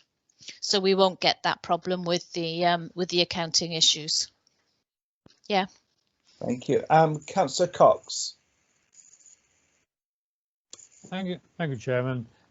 Carys, you say in the report that some issues still remain on unachieved savings from previous years. I was wondering, how many years do we carry these unachieved savings forward, or does it get to a stage where we write them off? The way in which we do it is when they are agreed as savings, they're taken out of the service budget for that particular year, and they don't go back in. And we, saying that, we did put money back into neighbourhood services in relation to a couple of years ago when they had a significant revenue saving to find, and it was evident that they were going to find it very difficult to make it. So I think it was in this financial year we gave them growth again, so that saving has been taken out of their accounts. So some of them, we are reducing the number of savings not found within the revenue budget now, because we are trying to get the budgets to a reasonable level where services should be able to manage within them. So there isn't a straight answer to your question is there isn't a strict timeline when we would say, right, that's not going to be found, but we work with the service to find those savings where we can. If it's evident that we're not going to be able to, they get a cost pressure, if you like, and the money goes back in the budget as we did with neighbourhood services. Does that answer your question? Yes, thank you. All right, thank you. Okay, Councillor Drake. Pam? It was a query, Carys, on page 4 about the grants. I might be a bit naive. I've been trying to read up on it. The freelancer grants. Can you give a bit more in depth to me about that? How do you apply for it, or how does it work? Those are some of the business grants that we've had, and they're for businesses to apply for. I can get you details with regards to the eligibility. I haven't got it on the top of my head, but some of these grants have a limited application time, so they're not open indefinitely. They're open for a certain period of time and then they will close down. So I can get you some information on the eligibility and whether or not that one is still open. Right. You can apply for this, but is there a time limit on it, is there? And you said you can only apply again after so many months, or can you only apply once? Well, some of these grants are one-offs, and they're only available once. Some of them, as we've gone in and out of lockdown, they've been relaunched, and the criteria for them, for some of them, have remained the same, and you'd have to reapply, or where we can do it, particularly for the rating ones, we've done them automatically.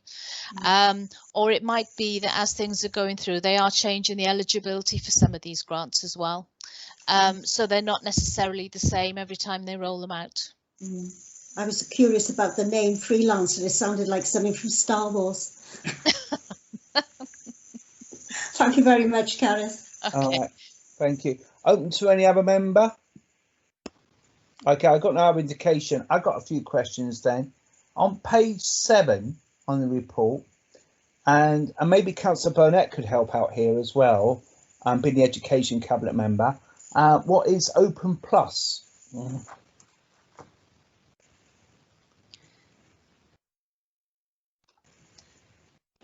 Sorry, I'm just trying to find it in the report. I don't think Liz is here at the moment. She's not here. Okay, I'm just wondering perhaps what Open Plus is. My understanding is this is a system which enables people to get access to the libraries outside of normal opening hours, where they can deposit books, and I think they can take them out outside of what would be deemed normal working hours for the libraries. Thank you. Okay, on page... Mark, it's a bit of a click and collect situation. When the libraries are not open, because you can't allow people to go in there for COVID, then it's a case of doing it through click and collect, I think. Thank you, Neil. On page 10, It says it's about the transfer station. I'm just wondering, I know Councillor King's here, regarding, it says here, what overall vehicle costs should be reduced once the race trace is operational, which is due to take place June 21-22. Do we have sort of dates at all in specific about that time at all? Do you want me to answer that one? I mean, sure. we council last week agreed capital programme in order to fund that transfer station, and so the work is due to take place during the coming financial year. I understand for completion, if possible, by the end of that financial year. Excellent. And the last point I want is relation to 2.20 on building services. Obviously, a lot of this, how much of this is recharge in terms of the council, you know, in terms of housing, buying in building services, and how much of this loss is due to outside work from external parties, or is it mostly just recharges? It's mainly recharges, and the particular budget hit that we've had is obviously they do emergency repairs and routine repairs in our council housing stock.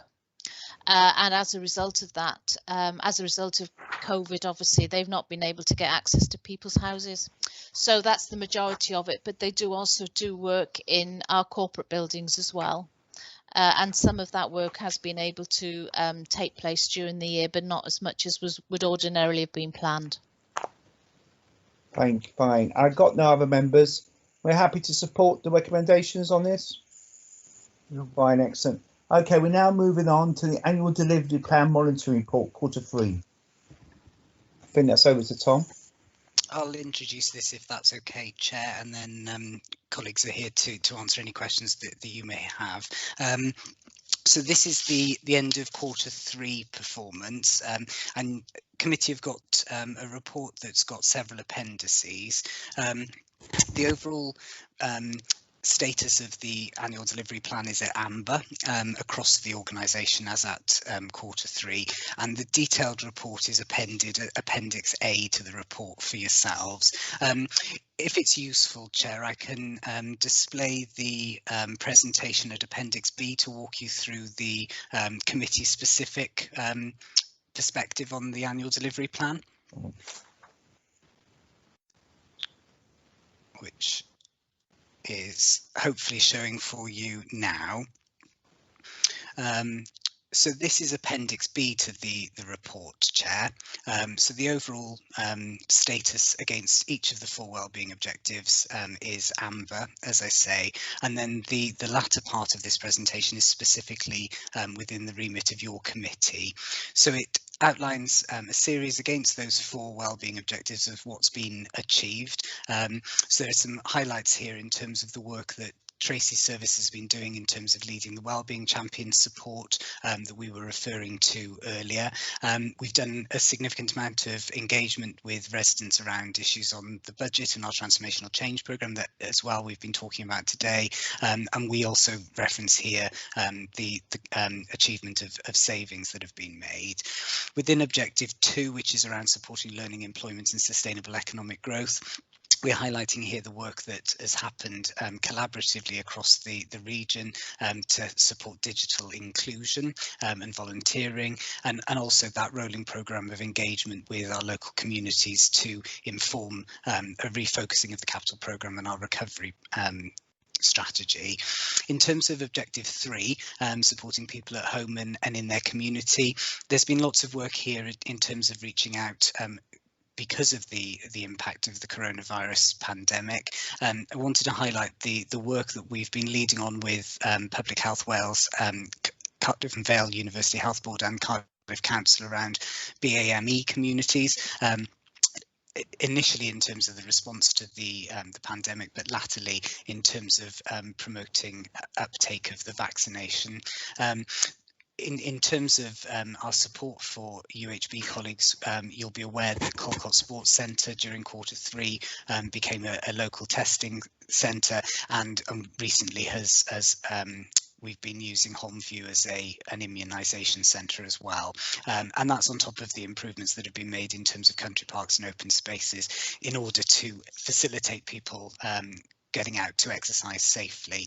And then finally, in terms of objective 4, respecting, enhancing and enjoying our environment, on the 5th of February, the Council, along with our Public Services Board partners, signed up to the Climate Change Emergency Charter and is progressing the work that I mentioned earlier in terms of our response as an organisation to the climate emergency.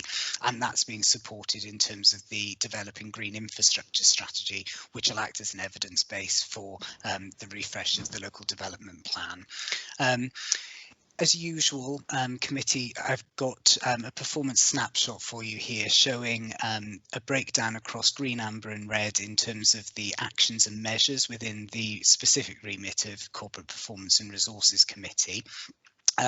You can see here that 34 of the 103 actions have got a red status. All of those are due to coronavirus impacts, and 3 of the 14 measures within your committee's remit have got a red status as well. And again, all 3 of those are for coronavirus related reasons. There's a link in this presentation and also Appendix C, which provides you with a breakdown of each of those actions in terms of slippage, providing you with the rationale for that slippage and the remedial action which is proposed to be taken. And what we've done here is highlight some of the areas that we want to focus some improvement on in the coming months.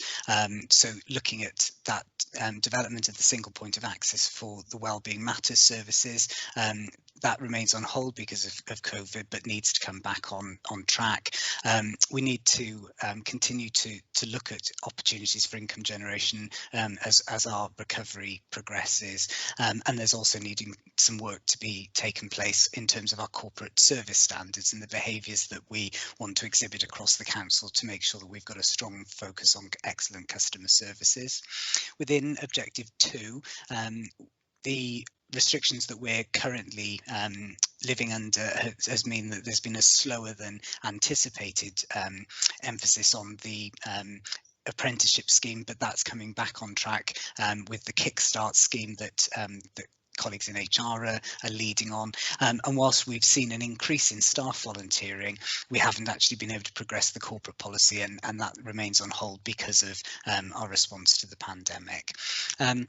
In terms of Objective 3, there's been slower progress than we'd anticipated in achieving dementia-friendly status in our libraries because they're currently open for click and collect only, and it hasn't been possible to market the schools facilities for income generation purposes because of the restrictions that are in place, and that's also impacted on our ability to progress the Public Health Wales Move More Eat Well plan that I know this committee has requested an update on in a coming meeting, but we are progressing digital options wherever that's possible. And then finally, in terms of Objective 4, we've had some discussions in terms of the transfer of assets to sports clubs and other organisations, but progress remains slow because of the inability to generate income to make a business case stack up at the current time, and the Council's response to the climate change emergency has been slightly delayed, and as I said earlier, will be reported to Cabinet on the 22nd of March now to bring that back on track in terms of our commitment this year. And then finally, Chair, I just wanted to give you some specific updates here in terms of the coronavirus recovery strategic priorities, which are within the scope of this particular committee. And as I mentioned, we continue to support our health partners in terms of their response, both testing and for vaccinations through the use of a couple of our sports facilities. A significant amount of work has been continuing in terms of supporting schools and therefore families and pupils to learn both remotely and latterly to return to schools. That work around engaging with local communities and key stakeholders in terms of developing the green infrastructure strategy has continued, and that's part of the climate change work that we're seeing in terms of this flexible model of remote working in order that we can support people to work differently, especially whilst we're all working from home. I mentioned the BAME communities previously, and that regional approach has worked really well and has offered us opportunities that we haven't had previously to engage with that part of our community. And also we've begun the work on developing that long-term communication strategy for promoting our commitment to reduce, reuse and recycling within Councillor King's remit. So that gives you an overview of the performance at Q3. As I say, Appendix A to the report is the full report showing you everything in the annual delivery plan. This is Appendix B, giving you the committee specific remit, and Appendix C provides you the detail of any exceptions. Okay, can I thank you very much for our presentation, and also can I thank the team behind you that are working so hard here. I was really appreciative. Okay, open to any member. Anyone got any points to raise at all? Yeah, Councillor Johnson. Thank you, Chair. Thank you, Tom, for the very detailed presentation and substantial amounts of paperwork I've been sent. I do wonder sometimes about how many trees we lose for some of these reports. Without being tongue-in-cheek, a couple of interesting points I just wanted to just pull out, many from the exceptions.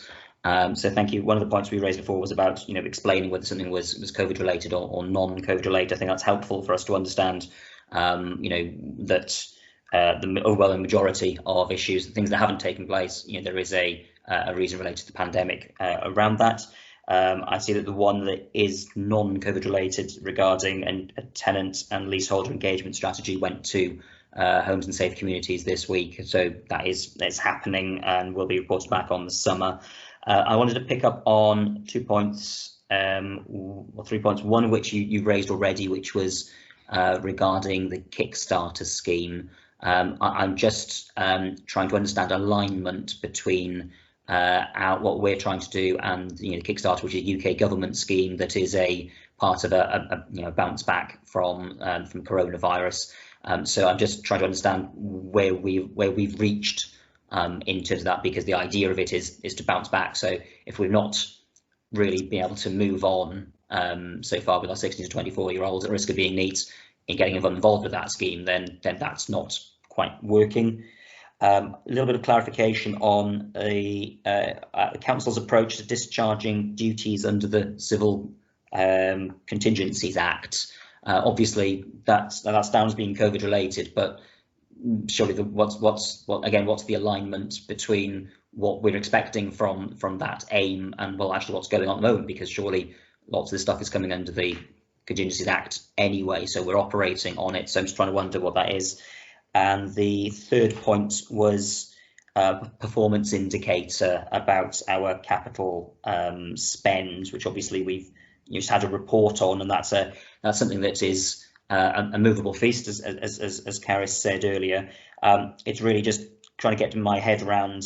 Last year we had 31% spend in Q3, and we set a target of 75%, so 2.5 times greater.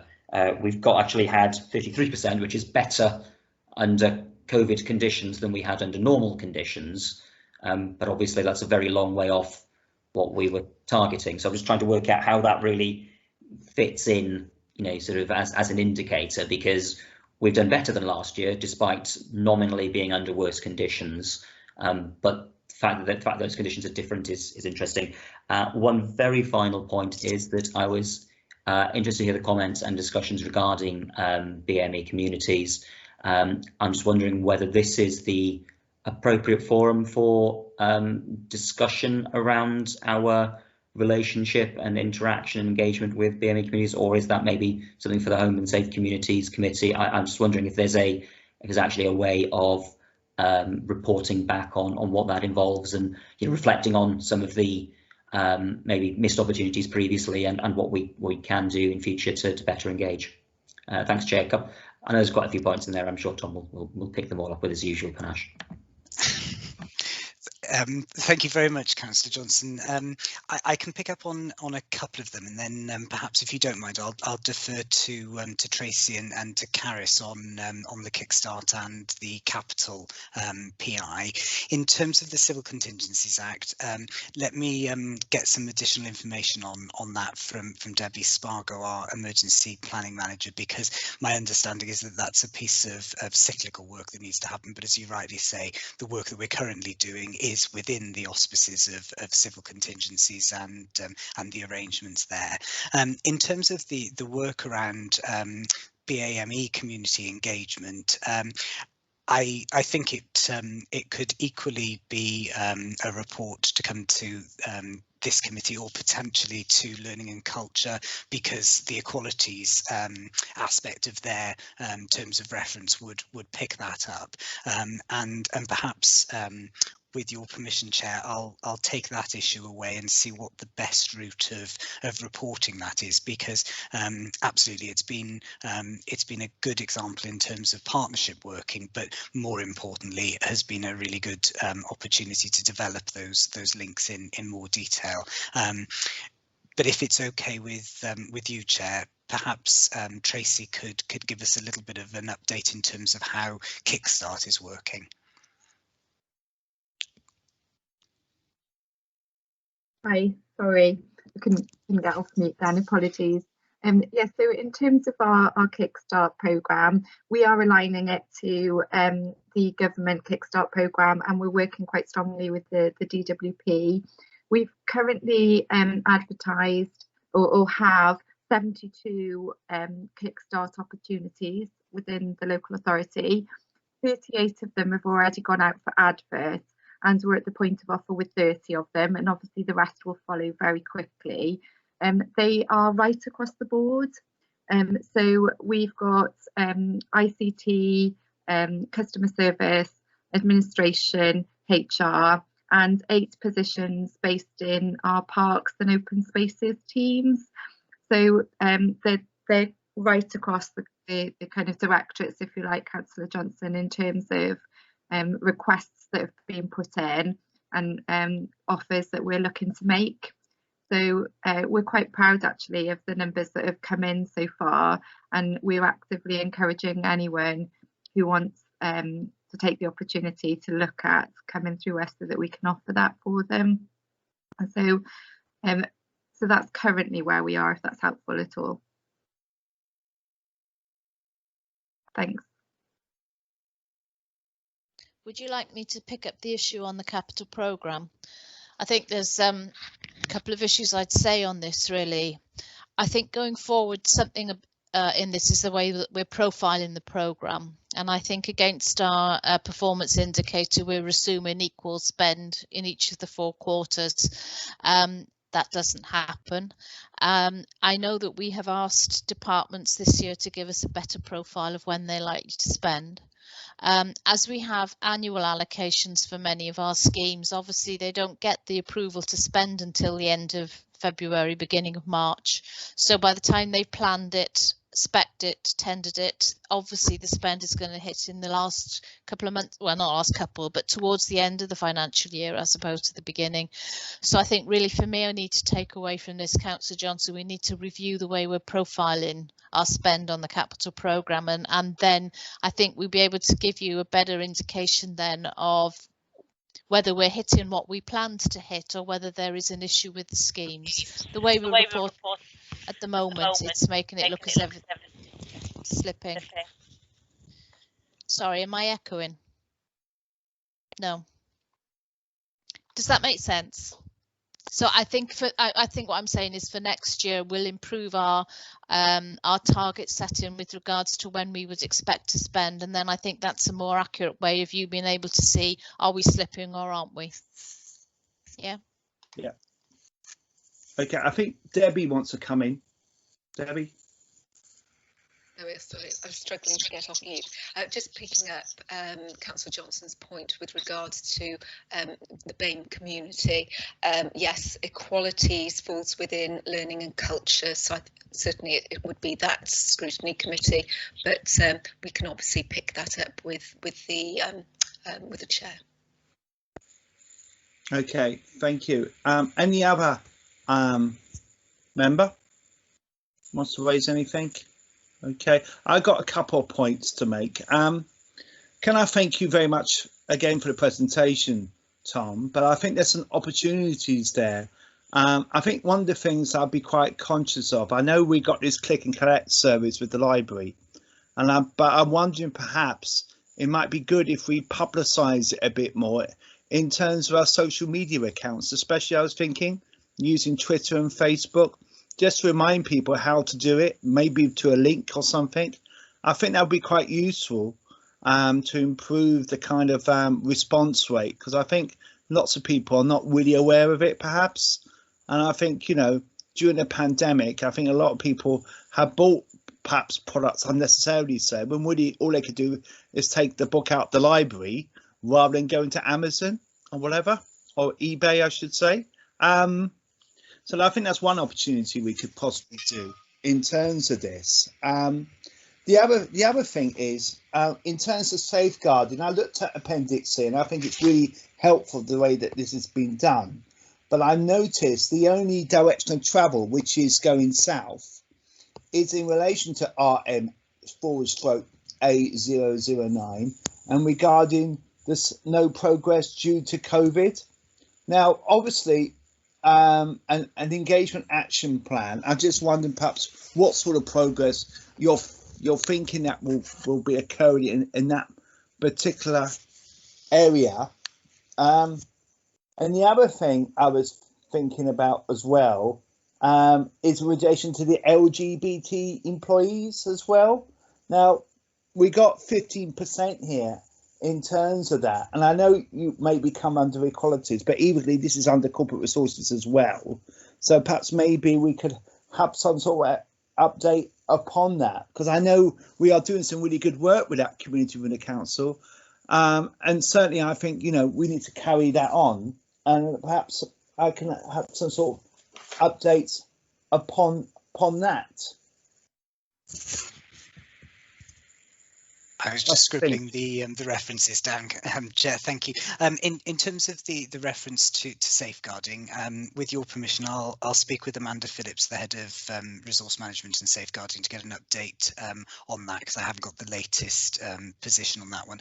And I don't know if Tracy might want to come back in terms of that work, in terms of inclusivity in the workplace, because I know she's been having conversations this week on that particular aspect of our work, so is probably better placed than me to answer that, if that's okay.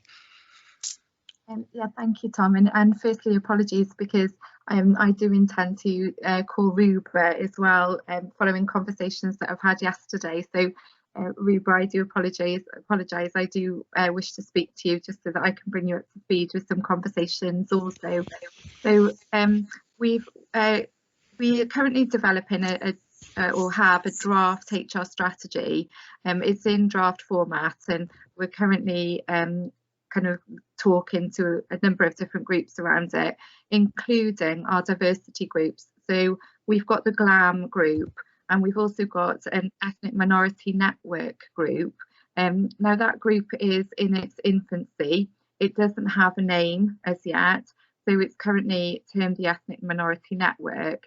And we've agreed as both the GLAM group and the Ethnic Minority Network that we will meet on a every other month basis from their perspective and the HR perspective, to look at what their objectives are and to look at how they align to the wider cultural plan and engagement plan from a HR perspective.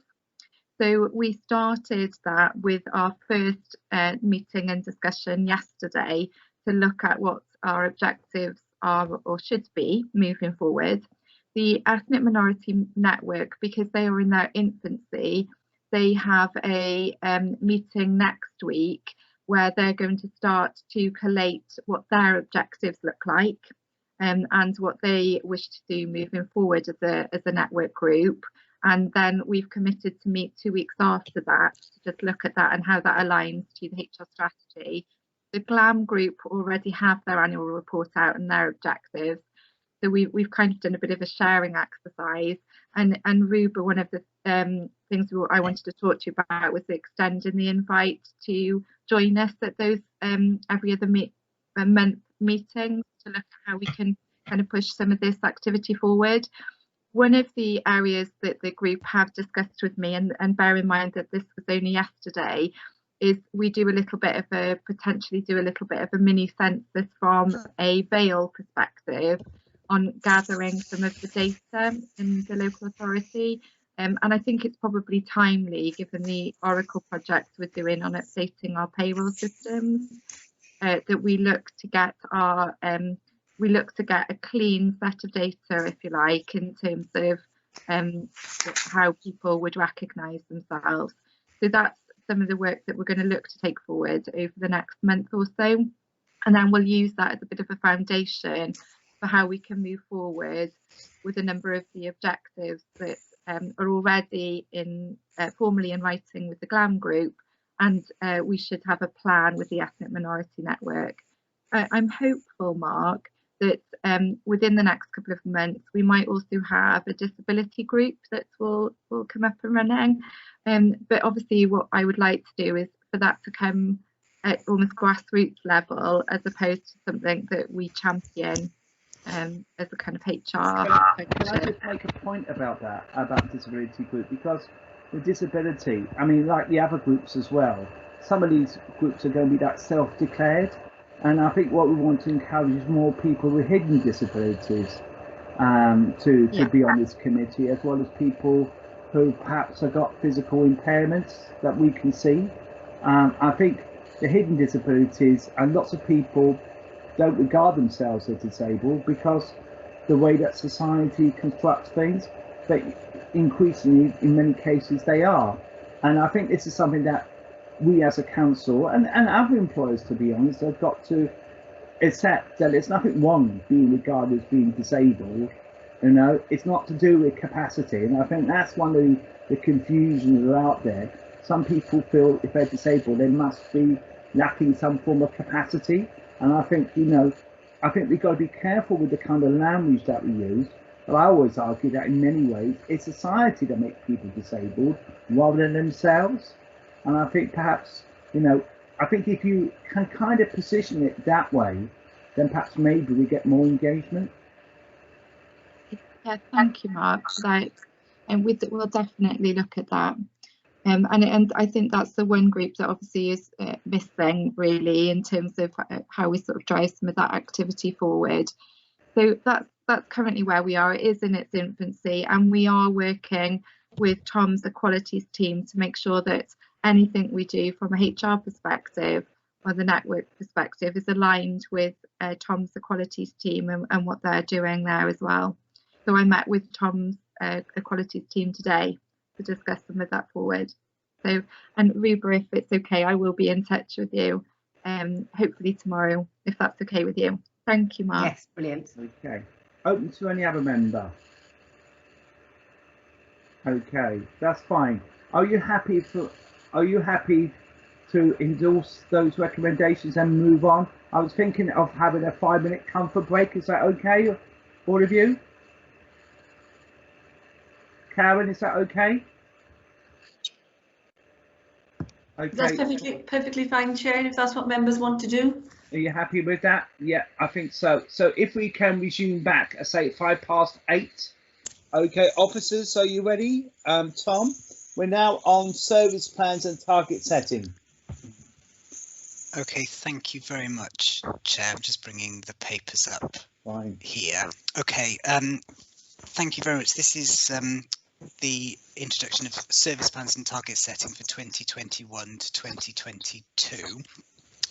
As members will be aware, we've got a corporate plan which spans the 5 years from 2020 up until 2025, and as part of developing that corporate plan, we committed to publishing an annual delivery plan, obviously each year, setting out the in-year commitments that the council is going to be progressing in order to meet our wellbeing objectives. And the consultation on the 2021 annual delivery plan closed in January. You'll remember that we brought that to your committee prior to Christmas, Chair. The annual delivery plan was endorsed by Cabinet on Monday of this, on the 8th of March.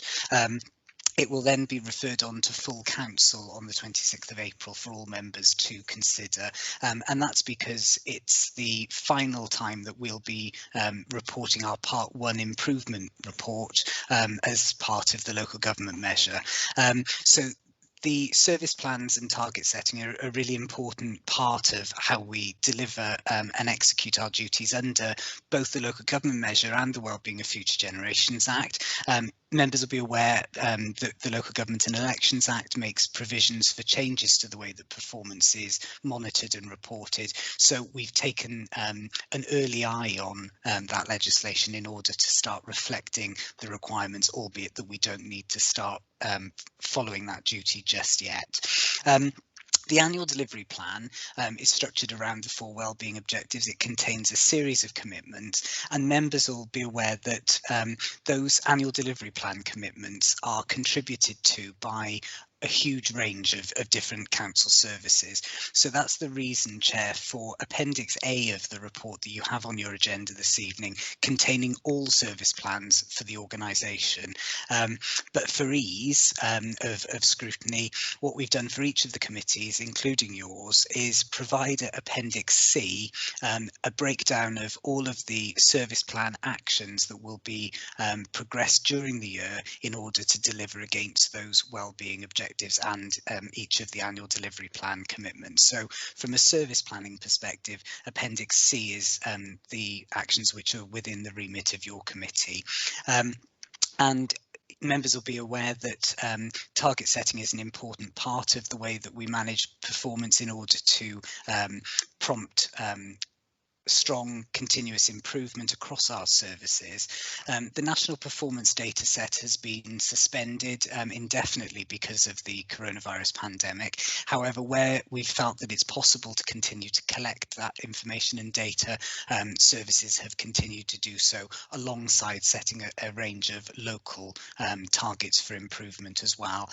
So Appendix B provides you with all of the targets that are being set within the corporate performance framework.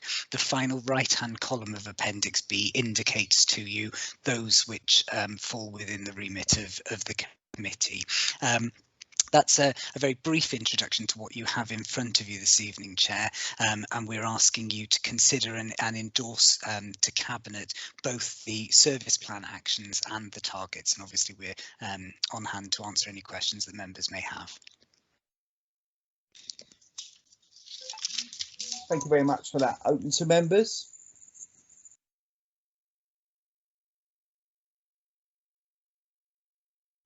Okay, Councillor Johnson. Thank you, Chair. Thank you much, Tom. Obviously, this is quite a substantial document, which makes it difficult for pulling out what's missing, rather than what's there. So I think it's one of those things it's obviously difficult with setting targets this year, naturally, because of the situation we find ourselves. But it's also, fairly difficult to read through, the substantial amount of detail here and identify what is or isn't missing, because there's just so much that it's actually quite difficult, I feel, to scrutinise. It's because you're trying to find things involves generally word searches on rather than reading it directly. So it's a very difficult one, because obviously the intention is to see everything, but you can't see the wood for the trees sometimes, because there is hundreds of pages within this, and that's obviously a comment rather than a question, but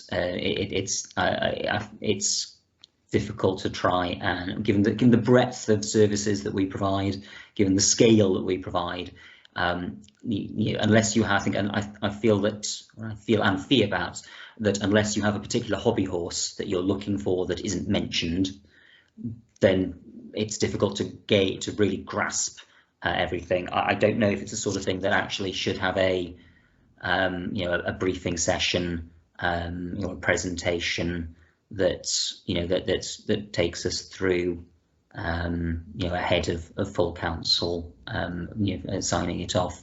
I also don't know if there's been any, any references from other committees, because everybody's been seen in this cycle, I believe, and obviously the other committees will have been looking at this from the perspective purely of their own service plans, and maybe will have picked up things from their specialist knowledge that is more difficult for us to read from the whole document. Thanks, Chair. Thanks, Tom. Do you want to come back on that, Tom? In terms of the scrutiny in other committees, I've only been in one of the other scrutiny meetings, but Councillor Johnson is right in the sense that the conversation that we had at Learning and Culture Scrutiny Committee was very much, as you'd expect, focused in on specific aspects that are within the remit of that particular committee. I think the point around the breadth and depth of this information absolutely just brings to members awareness, I guess, that the huge amount that goes on behind the delivery of the annual delivery plan.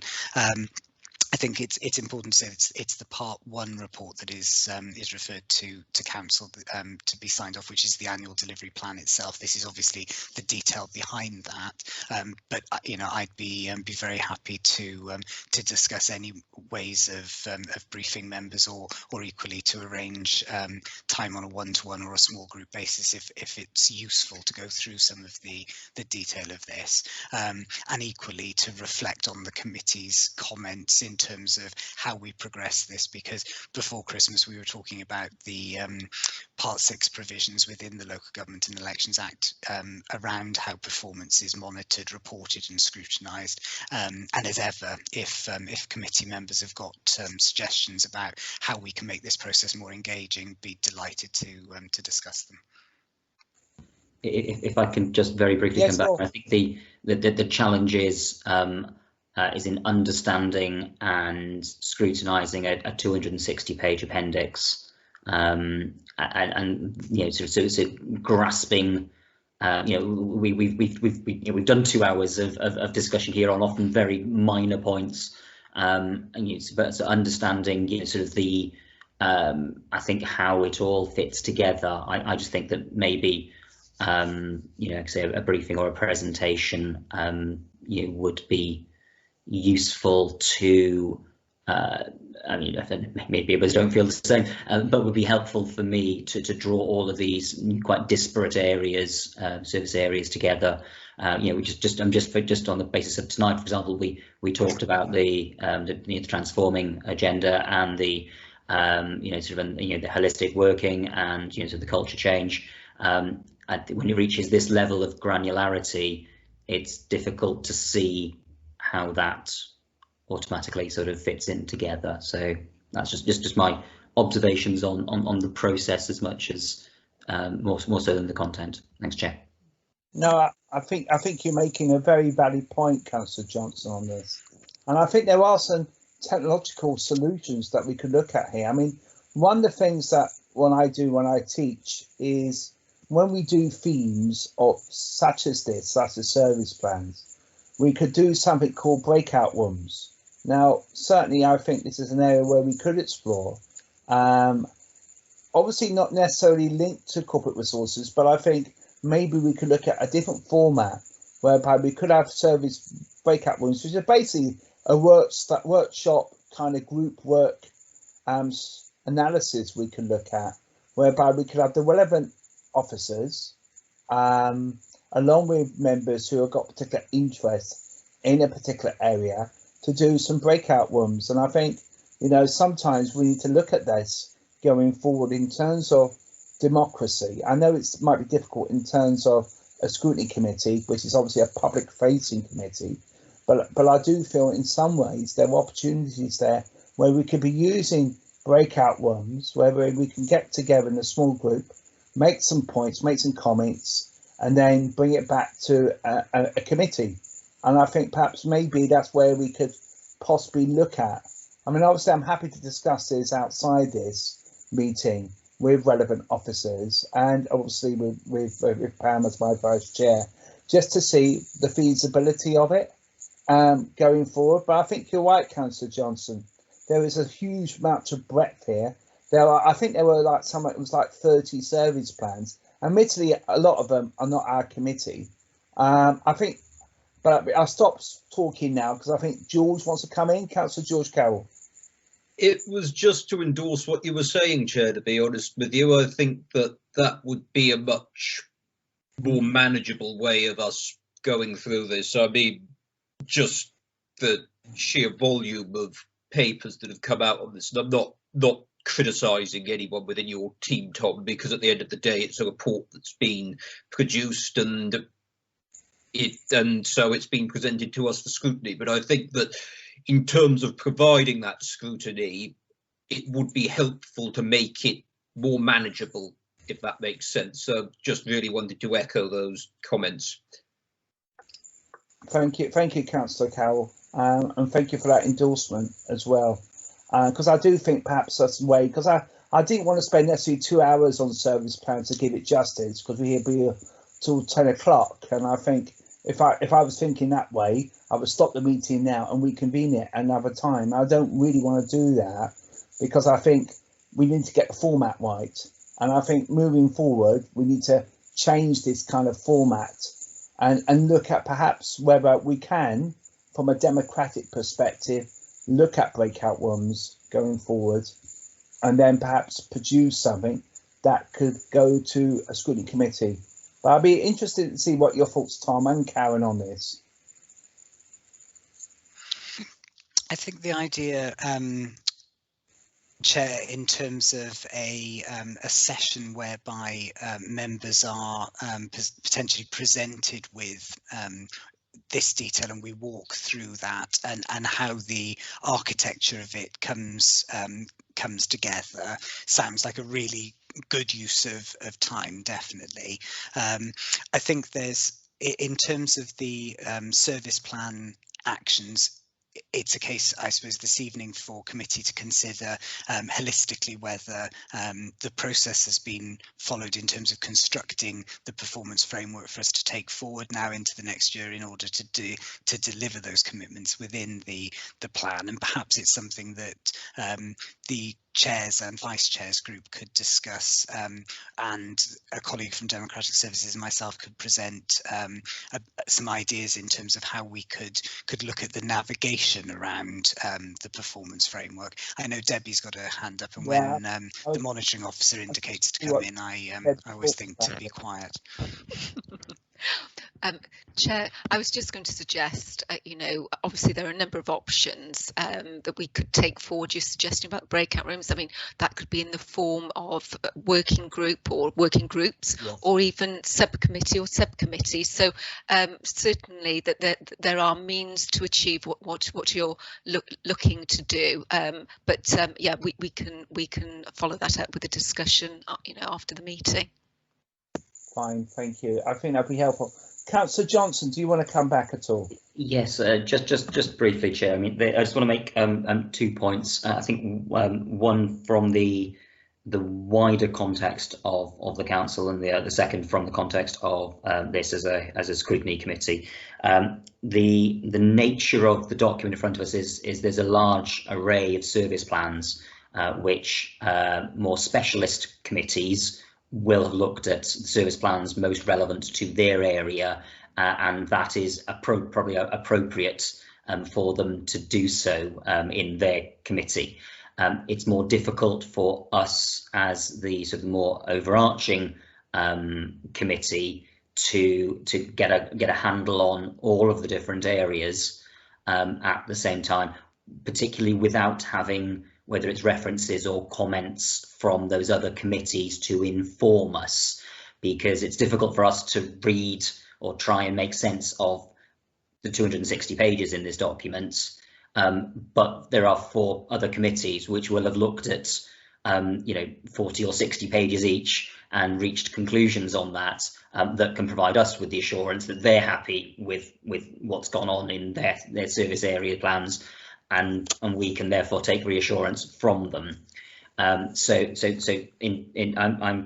that's sort of just where my head is at in terms of us as a committee being able to understand the breadth of this. The other point is that wider point of the nature of that is that because people are looking at their, I don't want to say silo, but the stuff what's within their committee, then they don't see the whole picture, and actually everyone does need to see the whole picture. So in the same way, I'm trying to understand I appreciate Councillor Wilson, the chair's sort of comments on technology and different ways of doing that, particularly in the modern digital sense of having people able to answer questions and take us through these things. But that's kind of my context, is that I don't think that you can read and assimilate and scrutinise a 260-page document without an element of help and support that kind of flows through that. And I'd like to have that ability to assess and understand this, because otherwise I feel I'm looking at an awful lot of paper, an awful lot of targets, without necessarily have the confidence or the assurance to do that. Okay, I mean, okay, to move progress on this, I was wondering perhaps maybe we don't endorse, we just note, because I don't think we've had a discussion about whether we can endorse it. I think I'm going to make a very neutral point here in terms of noting this for the moment, and I think maybe we can revisit this for next scrutiny committee. But Pam, do you want to come in on this? No, I agree with everything was said, because quite honestly, when I got to page 228, I really struggled to read all that. I needed a magnifying glass, I really did. It was a heck of a lot of work being put into it, but to try and go through it, it's not easy. No, and I think even with the world of the pandemic as well, I think it makes even more of a challenge, to be quite honest with you. Tom, do you want to come in at all about that? Absolutely, and I appreciate the comments, and I don't disagree at all. It was a point of I suppose just the process now by which we need to take this forward ahead of that full council meeting at the end of April. Obviously, if committee note the report rather than endorsing that, that won't necessarily cause us any issues, because Cabinet can consider that noting when they're considering the service plans and the target setting, and they will be then moving those forward to full council. I suppose my thought is then that we probably it's whether we look at rather than going through this in detail again at the next meeting, it's whether actually we look to explore specific aspects of this as part of the quarterly reporting as we go through the next year, and we also then perhaps have that conversation that Debbie was describing in terms of exploring the different ways and mechanisms for providing that level of assurance that yourself and Councillor Johnson were describing, and that we look to develop that as part of the future way that we deliver these things, because there is a huge amount of detail here, and understandably there's a huge amount of detail, but it's about how we can make that as accessible as possible.